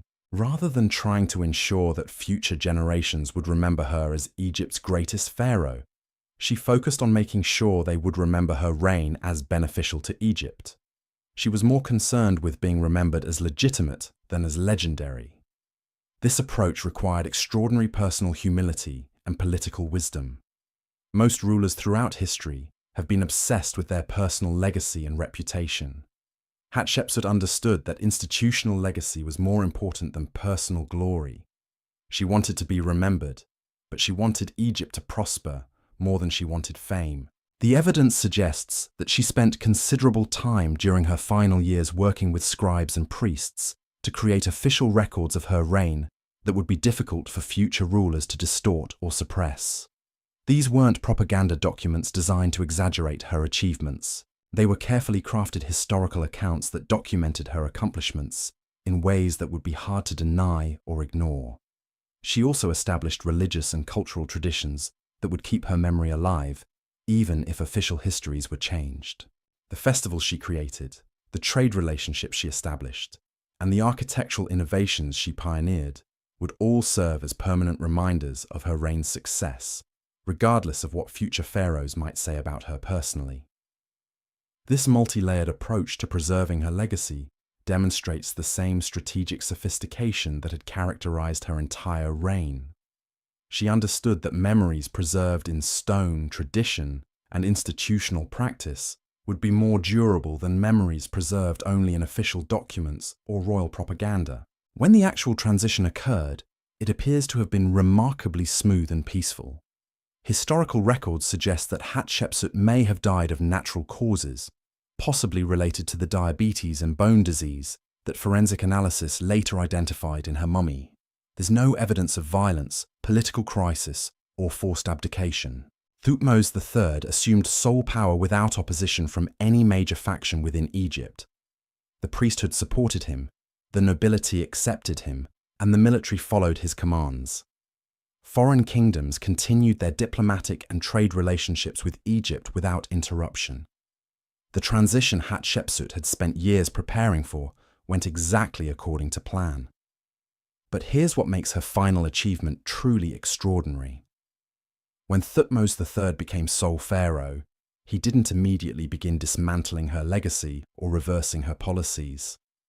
For the first 15 to 20 years of his independent reign, he actually continued most of her approaches, while gradually implementing his own innovations. This wasn't weakness or indecision on his part. This was recognition that her methods had been successful and shouldn't be abandoned without careful consideration. He maintained her trade relationships while building up Egypt's military capacity. He continued her building projects while planning his own monuments. He honored her religious innovations while developing his own theological emphasis. The fact that such a strong-willed and ambitious ruler chose to preserve rather than immediately replace her legacy proves just how successful her final political strategy had been. She had made it in his interest to continue her work rather than oppose it. Even when he eventually began the campaign to diminish her historical profile, he did so selectively and carefully. He never tried to claim that her reign had been illegitimate or harmful to Egypt. Instead, he gradually shifted emphasis toward traditional masculine pharaonic imagery, while allowing many of her practical innovations to continue unchanged. This pattern reveals that even Thutmose III understood the fundamental truth about Hatshepsut's reign. Whatever anyone might think about the propriety of a female pharaoh, there was no denying that her rule had been extraordinarily beneficial for Egypt. Any attempt to completely erase or discredit her legacy would have been obviously false and potentially destabilizing. The selective nature of the later defacement campaigns actually provides more evidence of her success than complete preservation would have. If her reign had been genuinely problematic, future pharaohs would have had no trouble completely erasing it from memory. The fact that they could only selectively diminish her legacy while preserving its beneficial effects proves how deeply her innovations had become embedded in Egyptian society. Modern archaeological analysis has revealed the sophistication of these later erasure efforts. The workers who chiseled away her images and names clearly understood the political importance of what they were doing, but they often did incomplete work that suggests personal reluctance to completely destroy such beautiful and meaningful art. In many cases, the defacement was done in ways that could be easily reversed if political circumstances changed. Names were covered rather than completely destroyed. Images were modified rather than obliterated. This suggests that even those tasked with diminishing her legacy understood that her achievements might need to be officially acknowledged again in the future. The incomplete nature of these efforts has actually helped modern scholars reconstruct her story more completely than would have been possible if the erasure had been more thorough. The obvious signs of deliberate modification draw attention to what was changed, making it easier to identify and understand what was originally there. But beyond these archaeological insights, the story of Hatshepsut's final years and their aftermath reveals something profound about the nature of political power and historical legacy. She achieved something that very few rulers in any era have managed. She exercised supreme political authority for over 2 decades, implemented lasting innovations that improved her society, managed a peaceful transition to her successor, and preserved a legacy that survived attempts at official suppression. This combination of achievements required not just political skill, but extraordinary wisdom about the relationship between personal power and institutional health. She understood that true political success isn't measured by how long you can cling to authority, but by how much you can improve the systems you're responsible for governing. Her willingness to prepare for her own transition out of power, rather than trying to cling to authority indefinitely, demonstrates a level of political maturity that's rare in any historical period. She recognized that her role as pharaoh was temporary, but that her opportunity to strengthen Egyptian institutions and culture could have permanent effects. The fact that many of her innovations survived and influenced Egyptian development for centuries proves that this long-term perspective was correct. Her impact on Egyptian civilization extended far beyond her 22 years as pharaoh because she focused on creating changes that would outlast her personal authority. This approach to leadership remains relevant for anyone in positions of significant responsibility today. The most effective leaders are those who focus on building systems and institutions that will continue to function and improve even after they're no longer in charge. Hatshepsut's example shows that this kind of institutional thinking doesn't require sacrificing personal achievement or recognition. She managed to exercise supreme authority effectively while also preparing for successful succession. Her personal legacy and Egypt's institutional development reinforced each other rather than competing. The psychological and emotional dimensions of her final years also deserve consideration. The stress and pressure of managing such a complex political transition while dealing with her own declining health must have been enormous. Yet historical records suggest she maintained her effectiveness and judgment right up until her death. This resilience in the face of extraordinary challenges provides another model for modern leaders dealing with difficult transitions or uncertain futures. Her example shows that it's possible to remain focused on long-term objectives and institutional health even when facing personal mortality and political uncertainty. The religious and cultural aspects of her final strategy also reveal sophisticated thinking about the relationship between individual leadership and collective memory. She understood that lasting influence comes not just from personal achievements, but from contributing to cultural traditions and institutional practices that will outlive any individual ruler. Her establishment of religious festivals, architectural innovations, and administrative procedures created multiple channels through which her influence could continue even if her personal reputation was diminished. These indirect forms of legacy proved more durable than direct attempts at historical preservation. The international implications of her successful transition also demonstrate her understanding of Egypt's position in the broader ancient world. By managing a peaceful succession that maintained Egypt's stability and prosperity, she ensured that the kingdom would continue to be seen as a reliable partner and formidable power by neighboring civilizations. This international perspective influenced how foreign kingdoms viewed Egyptian political institutions for centuries afterward. Her demonstration that Egypt could handle unusual political situations without losing effectiveness or stability enhanced the kingdom's reputation and diplomatic influence throughout the ancient Near East. The economic effects of her transition strategy were equally significant. By ensuring that Thutmose III inherited a prosperous and stable kingdom, she created conditions that allowed him to pursue ambitious military campaigns without risking Egypt's fundamental security or prosperity. This economic foundation enabled the military successes that made Thutmose III famous as a conqueror, but it also meant that Egypt could afford these campaigns without sacrificing the domestic prosperity that Hatshepsut had built. Her economic policies continued to benefit Egypt even as the kingdom returned to more traditional military expansion. The administrative systems she had developed also proved their value during Thutmose III's campaigns. The organizational capacity needed to supply and coordinate major military expeditions drew heavily on bureaucratic innovations that Hatshepsut had implemented during her peaceful reign. Her influence on military strategy itself may have been more significant than traditionally recognized. The combination of diplomatic preparation, economic strength, and administrative efficiency that characterized Thutmose III's successful campaigns reflects approaches that Hatshepsut had pioneered during her own reign. This continuity between their different styles of leadership demonstrates that effective governance often involves building on rather than replacing previous innovations. Thutmose III's military successes were made possible partly by the foundation that Hatshepsut had created during her peaceful reign. The artistic and architectural legacy of her final years also reveals careful planning for long-term cultural influence. The monuments completed during her transition period were designed not just to commemorate her reign, but to establish aesthetic and technical standards that would influence Egyptian art and architecture for generations. The integration of innovative design elements with traditional Egyptian artistic principles created a synthesis that appealed to both conservative and progressive tastes.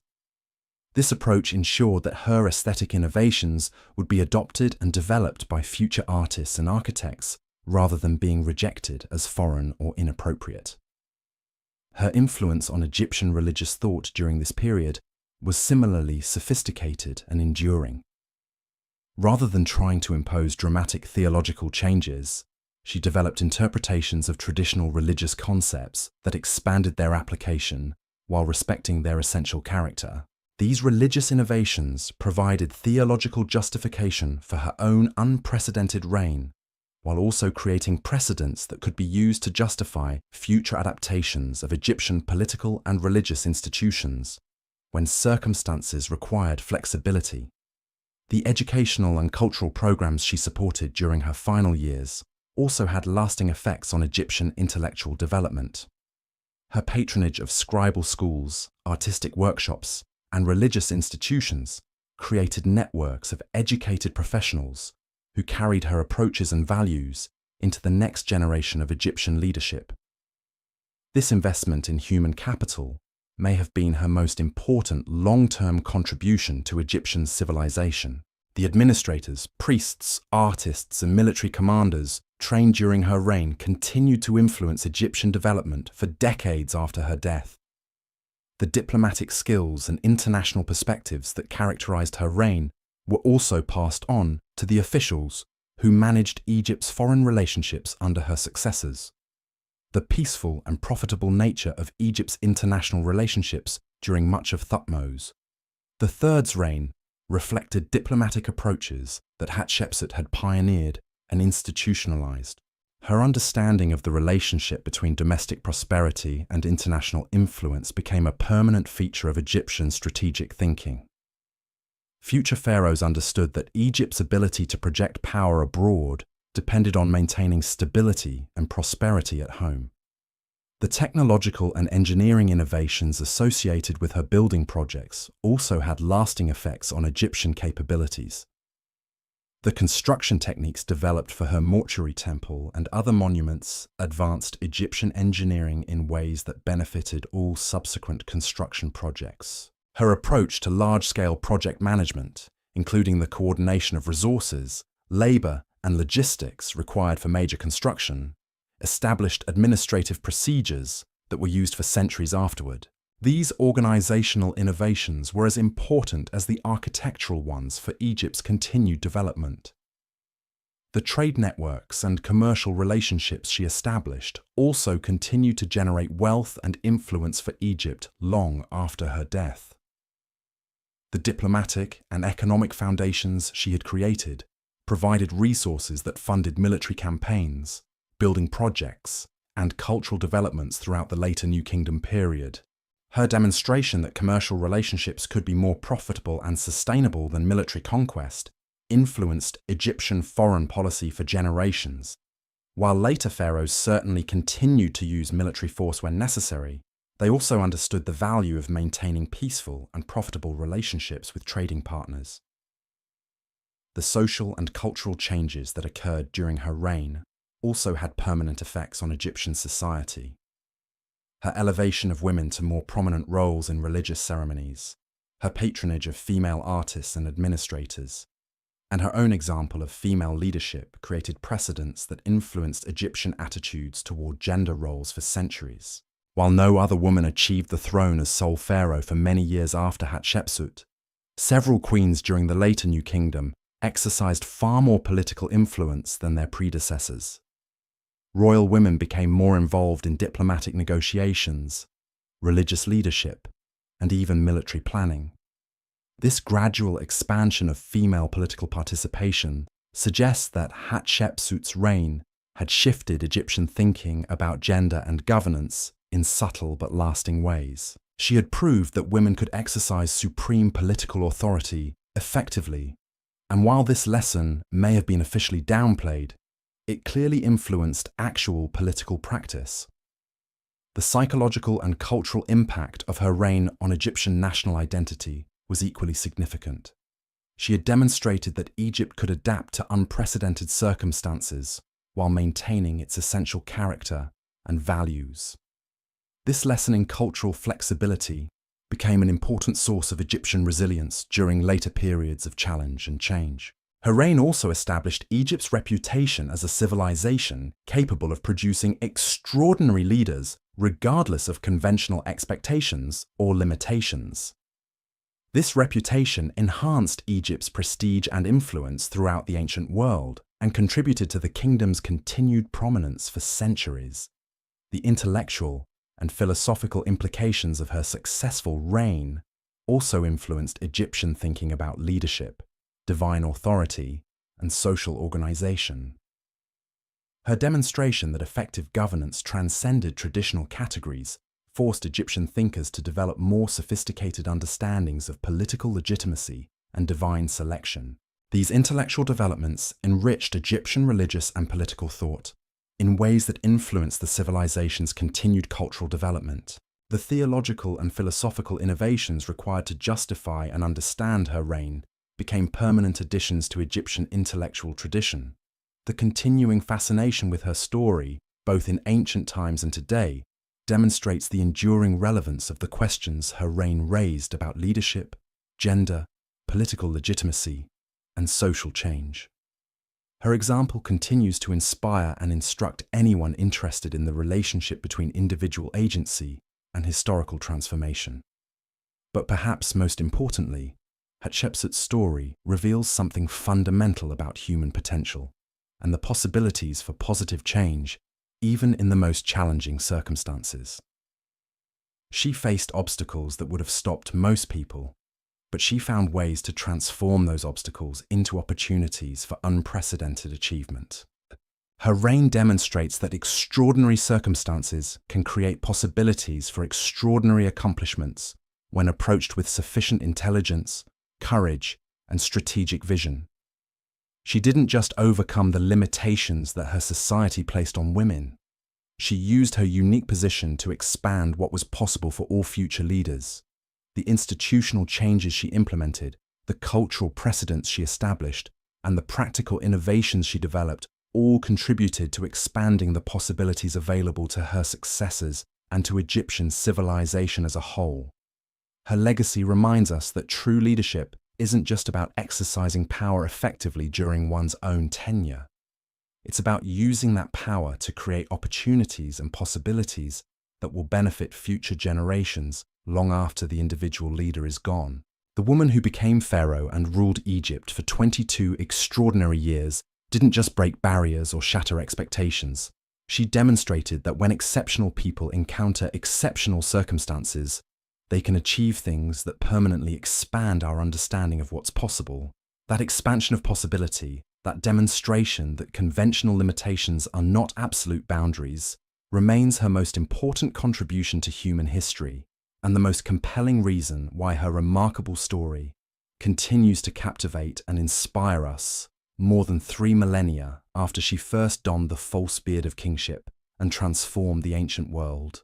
The evidence of Hatshepsut's final masterstroke becomes even more remarkable when we examine what happened during the actual moment of transition.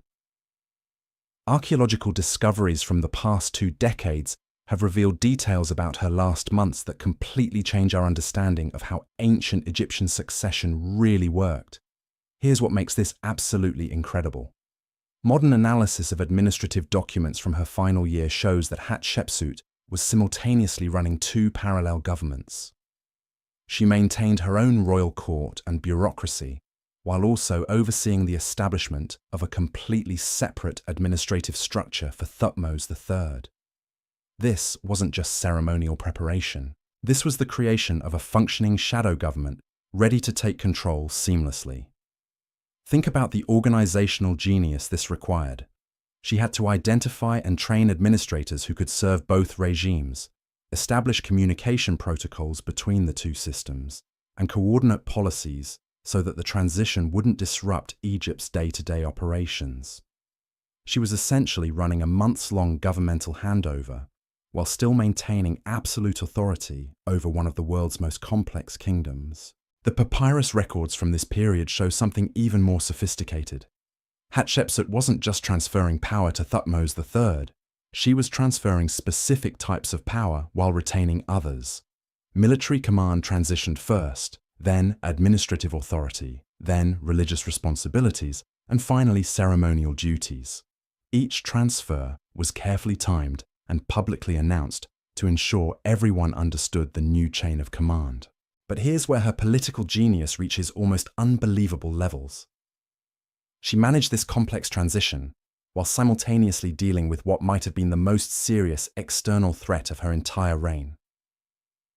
Nubian kingdoms to the south had begun testing Egypt's borders, apparently believing that the succession situation created an opportunity for rebellion or invasion. Any other ruler, would have seen this as a crisis requiring immediate military response. Hatshepsut saw it as the perfect opportunity to demonstrate why her succession plan was brilliant. Instead of postponing the transition to deal with the Nubian threat personally, she used it as Thutmose III's first major test as co-ruler. The military campaign that followed was a masterpiece of political theatre disguised as strategic necessity. Thutmose III led Egyptian forces south, while Hatshepsut remained in the capital, managing domestic affairs and coordinating supplies for the campaign. To outside observers, it looked like a traditional division of royal responsibilities. In reality, it was the final examination in Hatshepsut's decades-long training program. The campaign was a complete success. Thutmose III defeated the Nubian forces decisively, secured Egypt's southern borders, and returned to Memphis with prisoners and tribute that demonstrated his military capabilities to any remaining skeptics. But here's the brilliant part.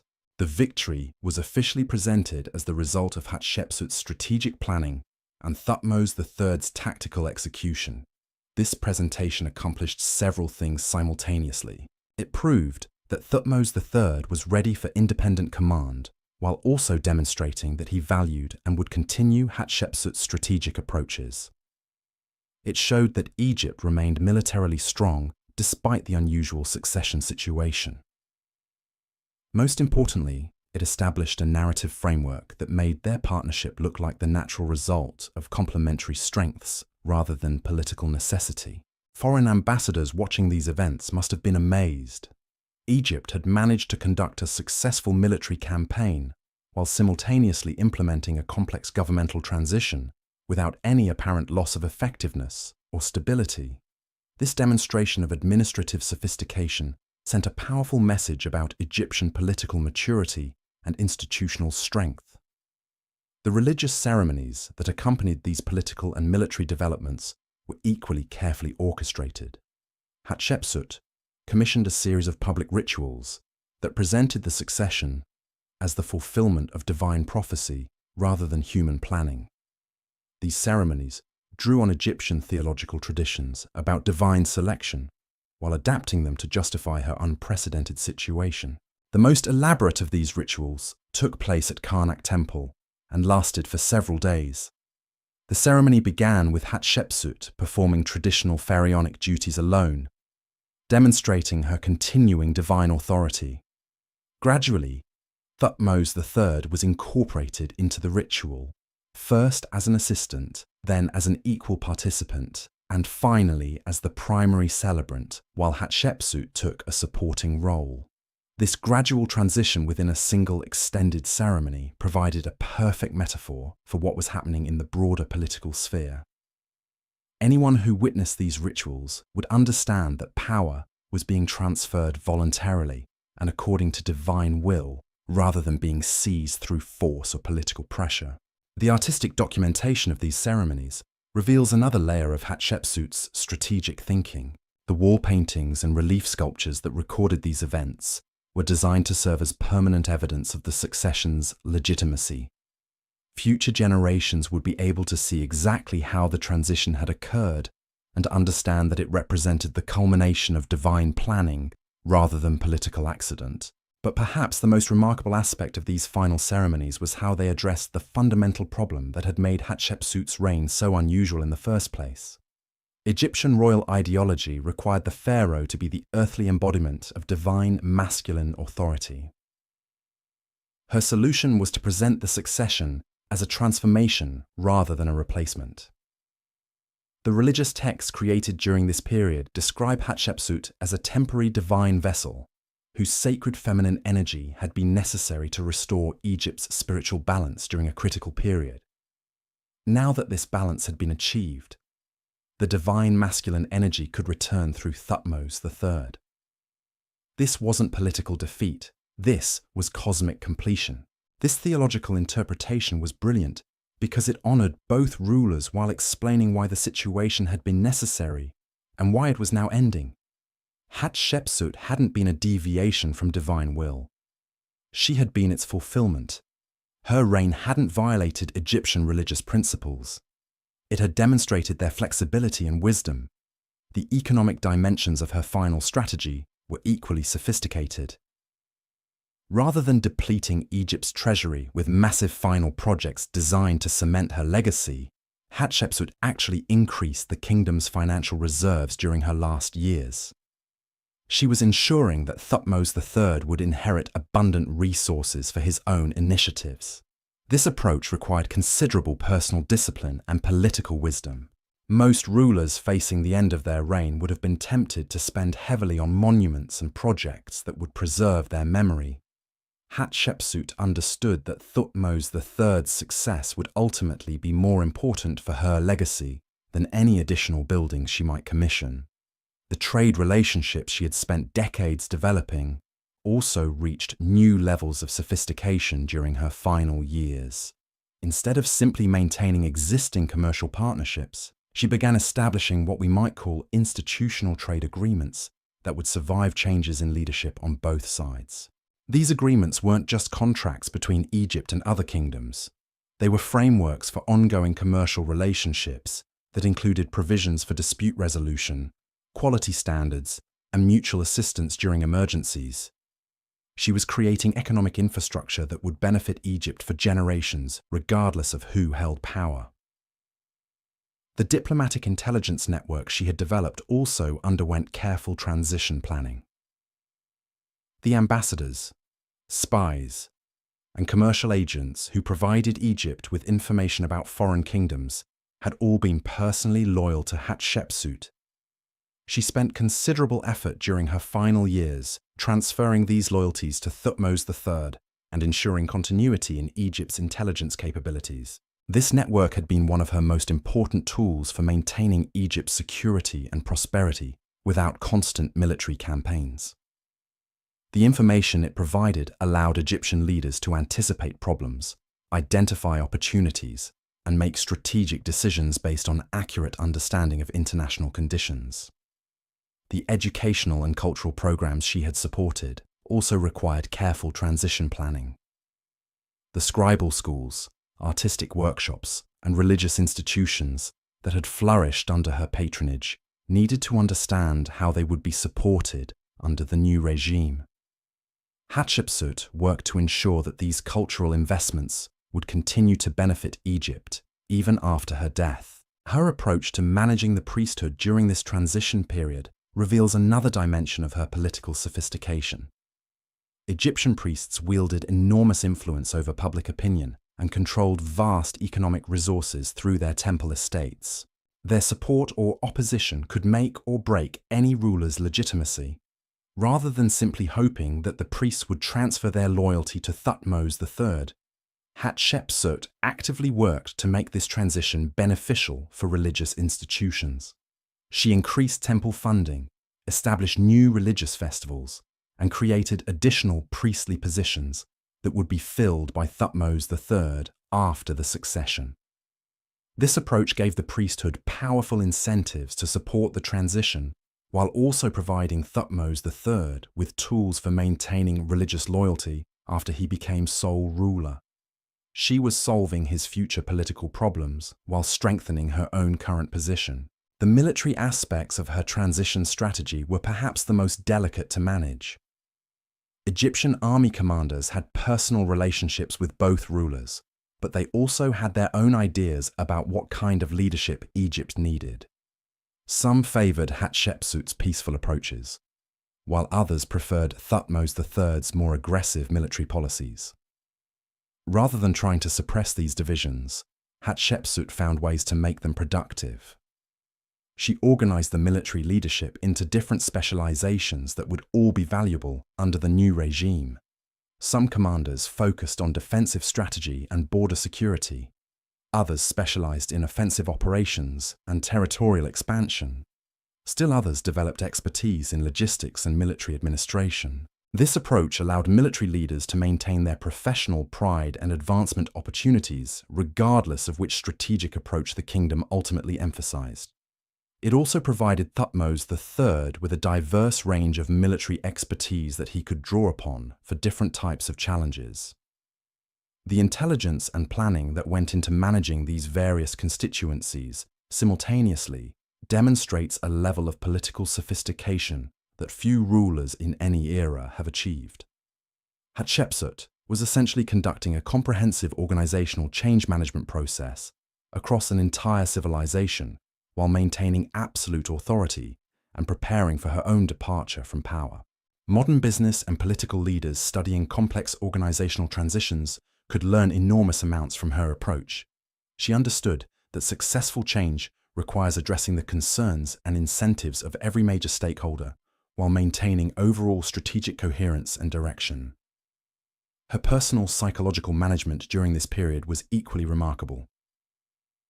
The stress of orchestrating such a complex transition while dealing with her own declining health and approaching death must have been overwhelming. Yet contemporary records suggest that she maintained her effectiveness and judgment throughout the process. The inscriptions and artwork created during her final months show no signs of uncertainty, desperation, or loss of control. Instead, they project confidence, wisdom, and satisfaction with her achievements. This psychological resilience under extreme pressure provides another model for modern leaders facing difficult transitions or uncertain futures. The international implications of her succession strategy also reveal sophisticated thinking about Egypt's position in the broader ancient world. She understood that other kingdoms were watching the transition carefully, looking for signs of weakness or instability that might create opportunities for aggression or renegotiation of existing agreements. Her management of foreign relations during this period was designed to signal strength and continuity rather than change and vulnerability. Foreign ambassadors received consistent messages about Egypt's continued power and the smooth nature of the succession. Trade relationships continued without interruption. Diplomatic protocols remained unchanged. This international stability was crucial for maintaining Egypt's prosperity and security during the transition. Any perception of weakness or uncertainty could have triggered challenges from neighboring kingdoms or rebellions in Egyptian territories abroad. The technological and administrative innovations that characterized her reign also required careful preservation and transfer during the succession. The engineering techniques developed for her building projects, the administrative procedures created for managing trade relationships, and the diplomatic protocols established for foreign relations all represented valuable institutional knowledge that needed to be preserved. Rather than allowing this knowledge to remain with specific individuals who might leave government service during the transition, Hatshepsut ordered the creation of detailed written records and training programs that would ensure continuity of expertise regardless of personnel changes. This institutional knowledge management was far ahead of its time and demonstrates her understanding that effective governance depends on systems and procedures rather than just individual expertise. She was creating what modern organizations would call institutional memory and best practices documentation. The cultural and artistic legacy of her transition period also reveals careful attention to how future generations would understand and interpret these events. The monuments, inscriptions, and artistic works created during her final years were designed not just to commemorate her reign, but to provide future historians with accurate information about how the succession had occurred. She understood that historical narratives could be distorted or manipulated by later rulers, so she invested heavily in creating multiple sources of evidence that would be difficult to falsify or suppress completely. This historical documentation strategy proved remarkably successful, as modern archaeologists have been able to reconstruct her story despite later attempts at erasure. The religious and philosophical implications of her succession strategy also had lasting effects on Egyptian thought about leadership, divine authority, and political legitimacy. The theological innovations required to justify her reign and explain her voluntary transition expanded Egyptian understanding of how divine will could work through human agents. These intellectual developments enriched Egyptian religious and political philosophy in ways that influenced the civilization's continued development. The precedents she established for adapting traditional concepts to unprecedented circumstances became part of Egyptian institutional wisdom. The economic effects of her transition strategy continued to benefit Egypt for decades after her death. The trade relationships she had established, the administrative systems she had created, and the financial reserves she had accumulated all provided resources that funded later military campaigns, building projects, and cultural developments. Her demonstration that peaceful prosperity could be more valuable than military conquest influenced Egyptian strategic thinking for generations. While later pharaohs certainly continued to use military force when necessary, they also understood the importance of maintaining domestic stability and international commercial relationships. The social and cultural changes that occurred during her reign also had permanent effects on Egyptian society that survived the transition. Her elevation of women to more prominent roles in religious and administrative positions, her patronage of female artists and craftspeople, and her own example of effective female leadership created precedents that influenced Egyptian attitudes for centuries. The diplomatic skills and international perspectives that characterized her reign were also institutionalized through the training programs and administrative procedures she established. The peaceful and profitable nature of Egypt's foreign relationships during much of the later New Kingdom period reflected approaches that she had pioneered and embedded in Egyptian governmental practice. Her influence on Egyptian architecture and engineering continued through the construction techniques and design principles developed during her reign. The integration of buildings with natural landscapes, the use of terraced construction for dramatic visual effects, and the sophisticated coordination of large-scale construction projects all became standard features of later Egyptian building programs. The educational and cultural institutions she had supported also continued to influence Egyptian intellectual development for generations.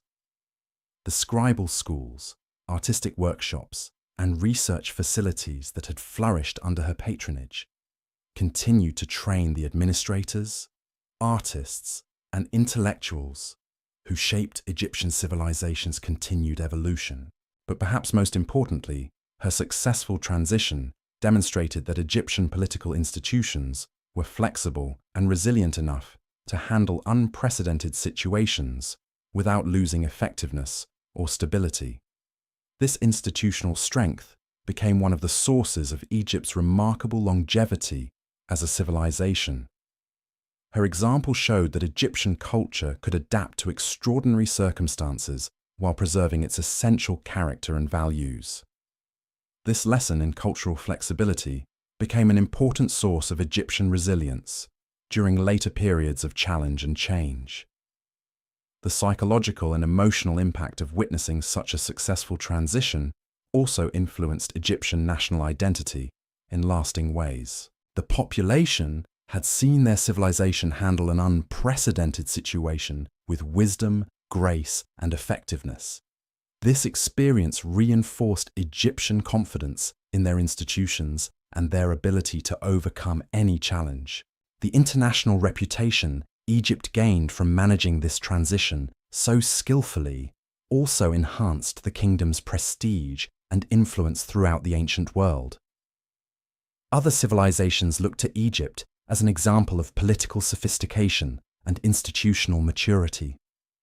This enhanced reputation provided diplomatic advantages that benefited Egypt for centuries. Foreign rulers were more likely to seek peaceful relationships with a kingdom that had demonstrated such political wisdom and stability. The intellectual and philosophical implications of her transition strategy also influenced thinking about leadership and governance throughout the ancient Near East. Her demonstration that effective rulership could transcend traditional categories and expectations expanded understanding of political possibility throughout the region.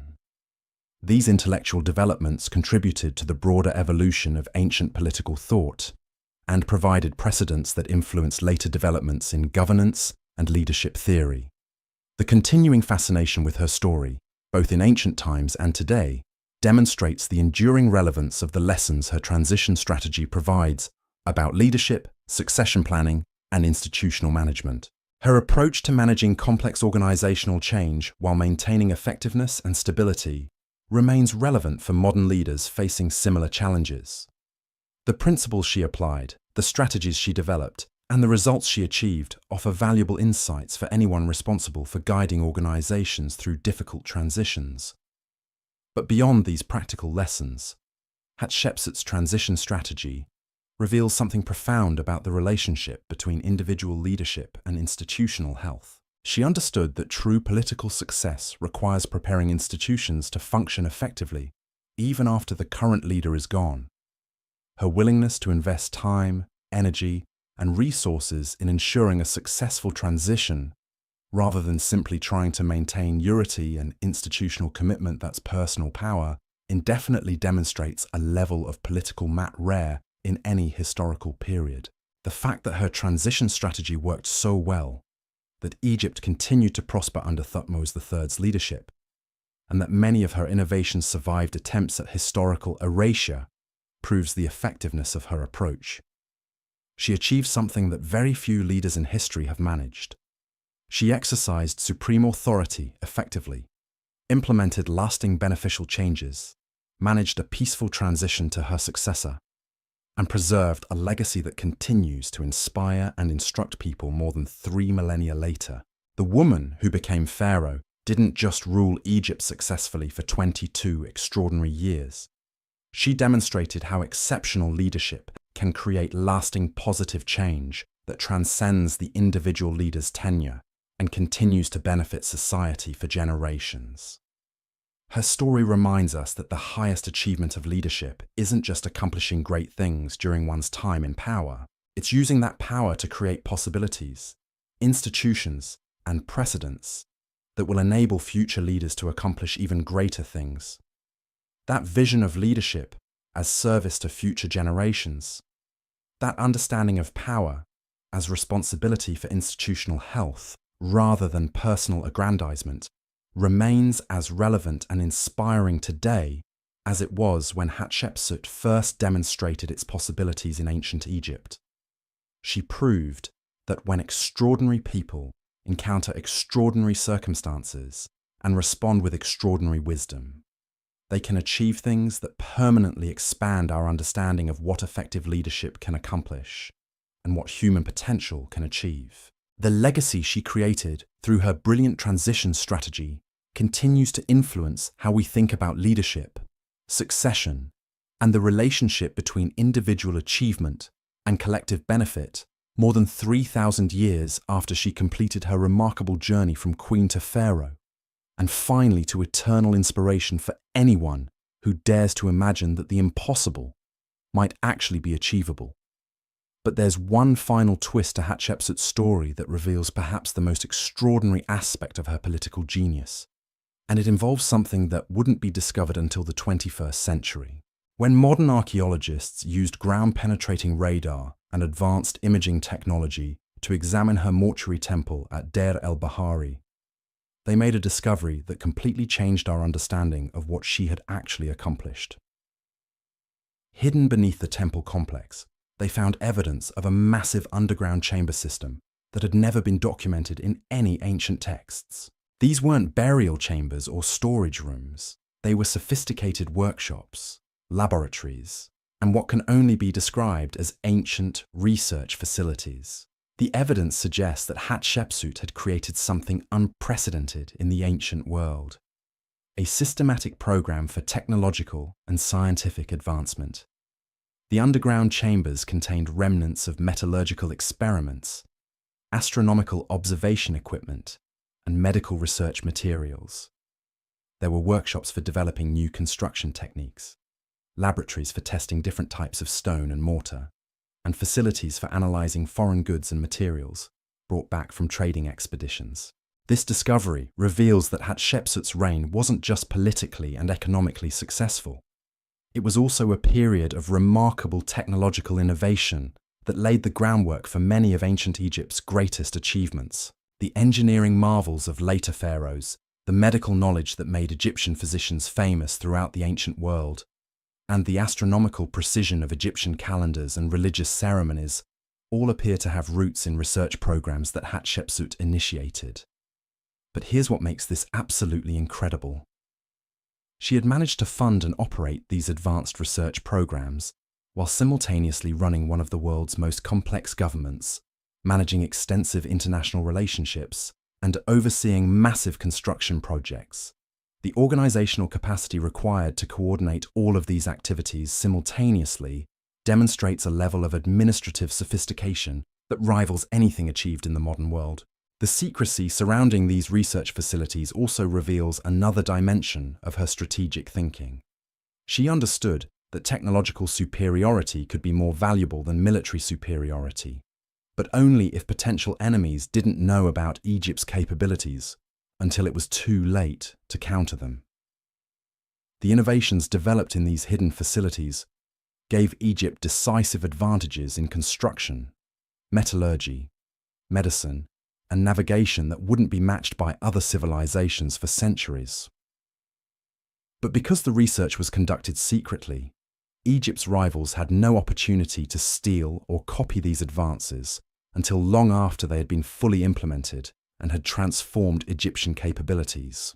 This technological espionage strategy was far ahead of its time and demonstrates Hatshepsut's understanding that information and innovation could be more powerful weapons than armies or fortifications. She was conducting what we would now call research and development on a scale, and with a level of organization that wouldn't be seen again until the modern industrial era. The implications of these discoveries extend far beyond Hatshepsut's individual reign. They suggest that ancient Egyptian civilization was far more technologically advanced than previously understood, and that much of this advancement occurred during the peaceful, prosperous period when she ruled Egypt. The medical knowledge developed during her reign appears to have included surgical techniques, pharmaceutical preparations, and diagnostic methods that were centuries ahead of anything available in other parts of the world. Egyptian physicians trained in these techniques became so famous that foreign rulers regularly requested their services, creating another source of diplomatic influence and economic benefit.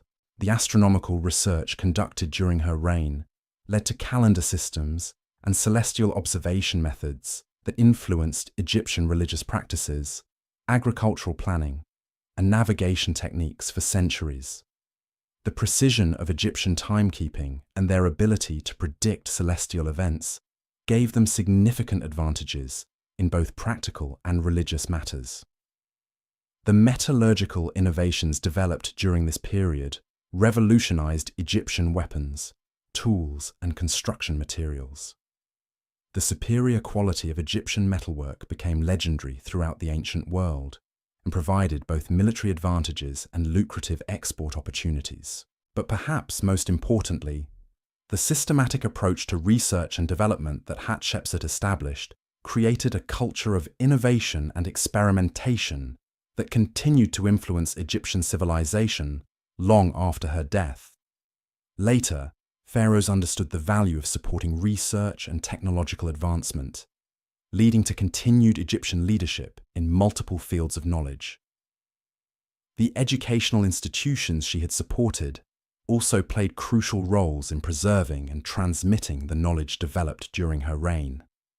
The scribal schools and scholarly workshops that flourished under her patronage became centers for continuing research and development that maintained Egypt's technological advantages for generations. The integration of practical research with religious and philosophical inquiry also created a uniquely Egyptian approach to knowledge that influenced the civilization's intellectual development for centuries.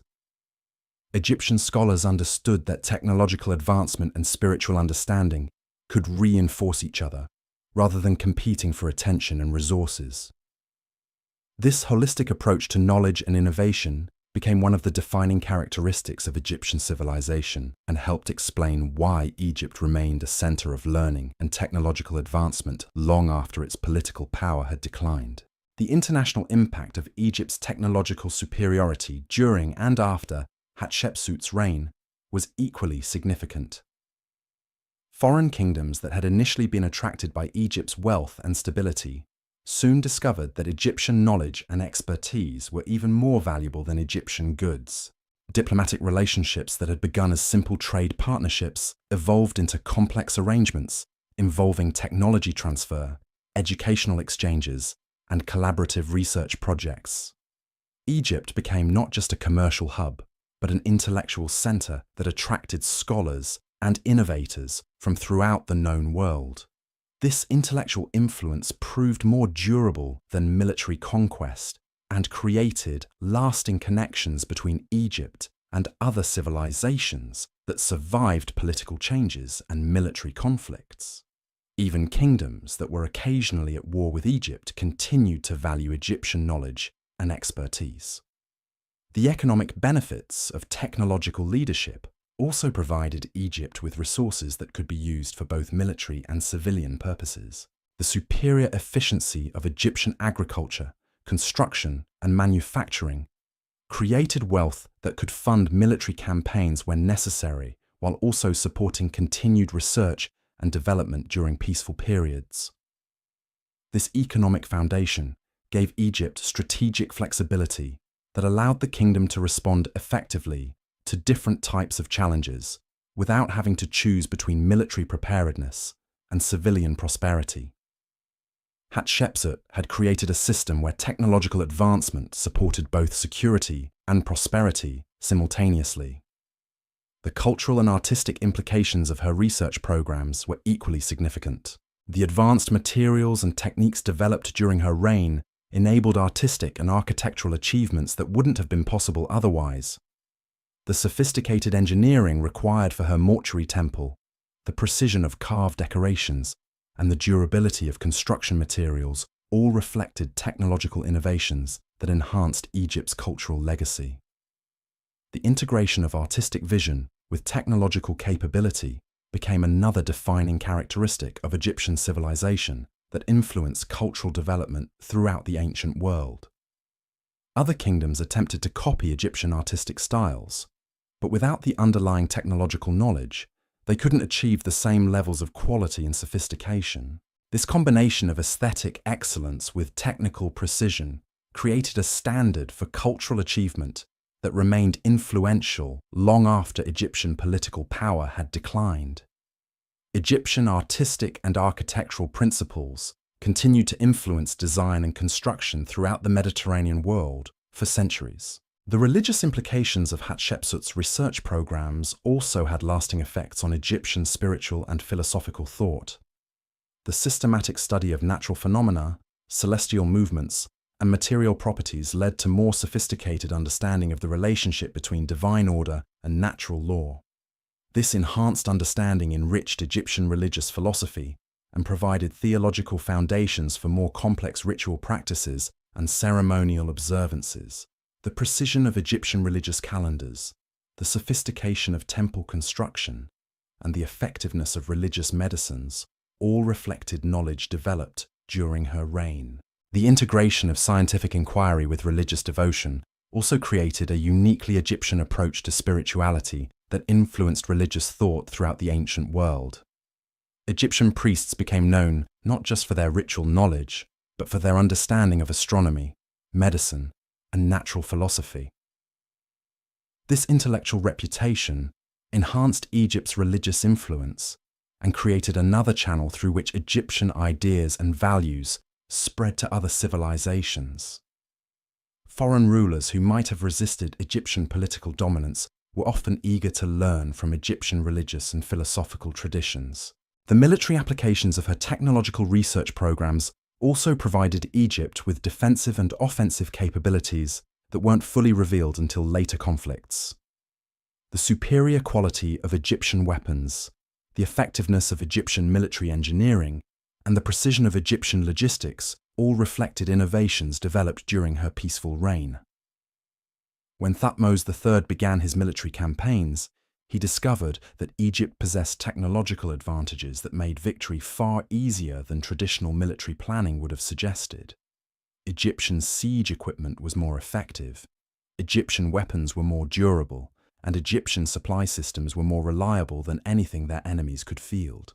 These technological advantages allowed Egyptian forces to achieve decisive victories with fewer casualties and less expense than previous military campaigns had required.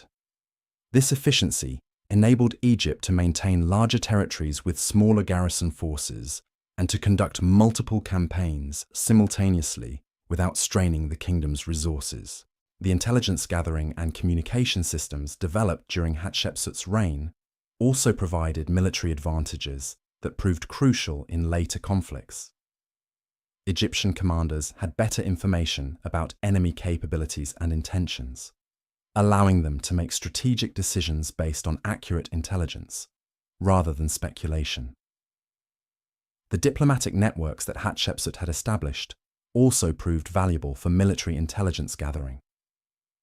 Egyptian ambassadors and merchants throughout the ancient world provided information about political developments, military preparations, and economic conditions that helped Egyptian leaders anticipate and respond to potential threats. This combination of technological superiority and intelligence advantages created a military capability that was far more effective than the size of Egyptian forces would have suggested. Egypt could project power and influence far beyond what its population and geographic resources would normally have supported. But perhaps most importantly, the research and development programs that Hatshepsut established created institutional capabilities that continued to benefit Egypt long after the specific technologies developed during her reign had been superseded by newer innovations. The systematic approach to problem solving, the culture of experimentation and learning, and the integration of theoretical knowledge with practical application all became permanent features of Egyptian civilization that contributed to continued advancement and adaptation.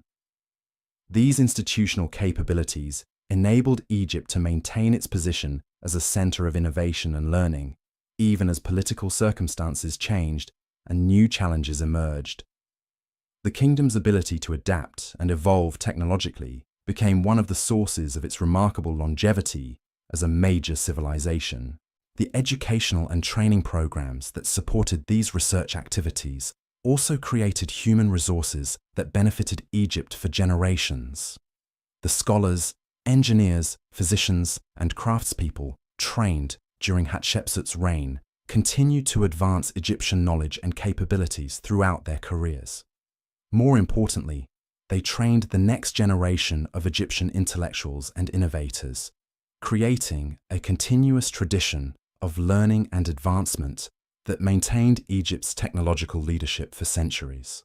This investment in human capital may have been Hatshepsut's most important long-term contribution to Egyptian civilization. The knowledge and skills developed during her reign became part of Egypt's permanent intellectual heritage and continued to generate benefits long after the specific individuals involved had died. The international recognition of Egyptian intellectual achievements also enhanced the kingdom's diplomatic influence and created opportunities for peaceful expansion of Egyptian ideas and values throughout the ancient world. Foreign rulers who valued Egyptian knowledge and expertise were more likely to maintain friendly relationships with Egypt and to adopt Egyptian approaches to governance, technology, and culture. This soft power influence proved more durable and less expensive than military conquest, while achieving many of the same strategic objectives. The legacy of Hatshepsut's research and development programs also demonstrates the importance of long-term thinking in effective leadership. She invested resources in capabilities that wouldn't show immediate results, but would provide lasting advantages for Egyptian civilization. This patience and strategic vision enabled her to create benefits that extended far beyond her own reign and contributed to Egyptian prosperity and security for centuries. Her understanding that technological advancement required sustained investment and institutional support proved remarkably prescient. The discovery of her hidden research facilities also provides new insights into how she managed to accomplish so much during her reign. The systematic approach to problem solving that characterized these facilities appears to have influenced her approach to political, economic, and diplomatic challenges as well. Her success in managing complex governmental transitions, international relationships, and domestic policies all reflect the same methodical, research-based approach that characterized her technological development programs. She understood that effective solutions required careful analysis, systematic experimentation, and continuous refinement. This evidence-based approach to leadership was far ahead of its time and demonstrates why her reign was so remarkably successful across so many different areas of activity. She wasn't just relying on intuition or traditional practices. She was systematically developing and testing new approaches to the challenges of governance. The incredible story of Hatshepsut, the woman who didn't just become Pharaoh, but redefined what pharaonic power could accomplish. From her brilliant political strategies to her revolutionary building projects, to her hidden research facilities that advanced human knowledge by centuries, she proved that true leadership transcends every conventional limitation. Her 22-year reign stands as one of history's greatest examples of what becomes possible when extraordinary vision meets extraordinary courage. The queen who became king didn't just rule Egypt. She expanded our understanding of what leadership itself could achieve.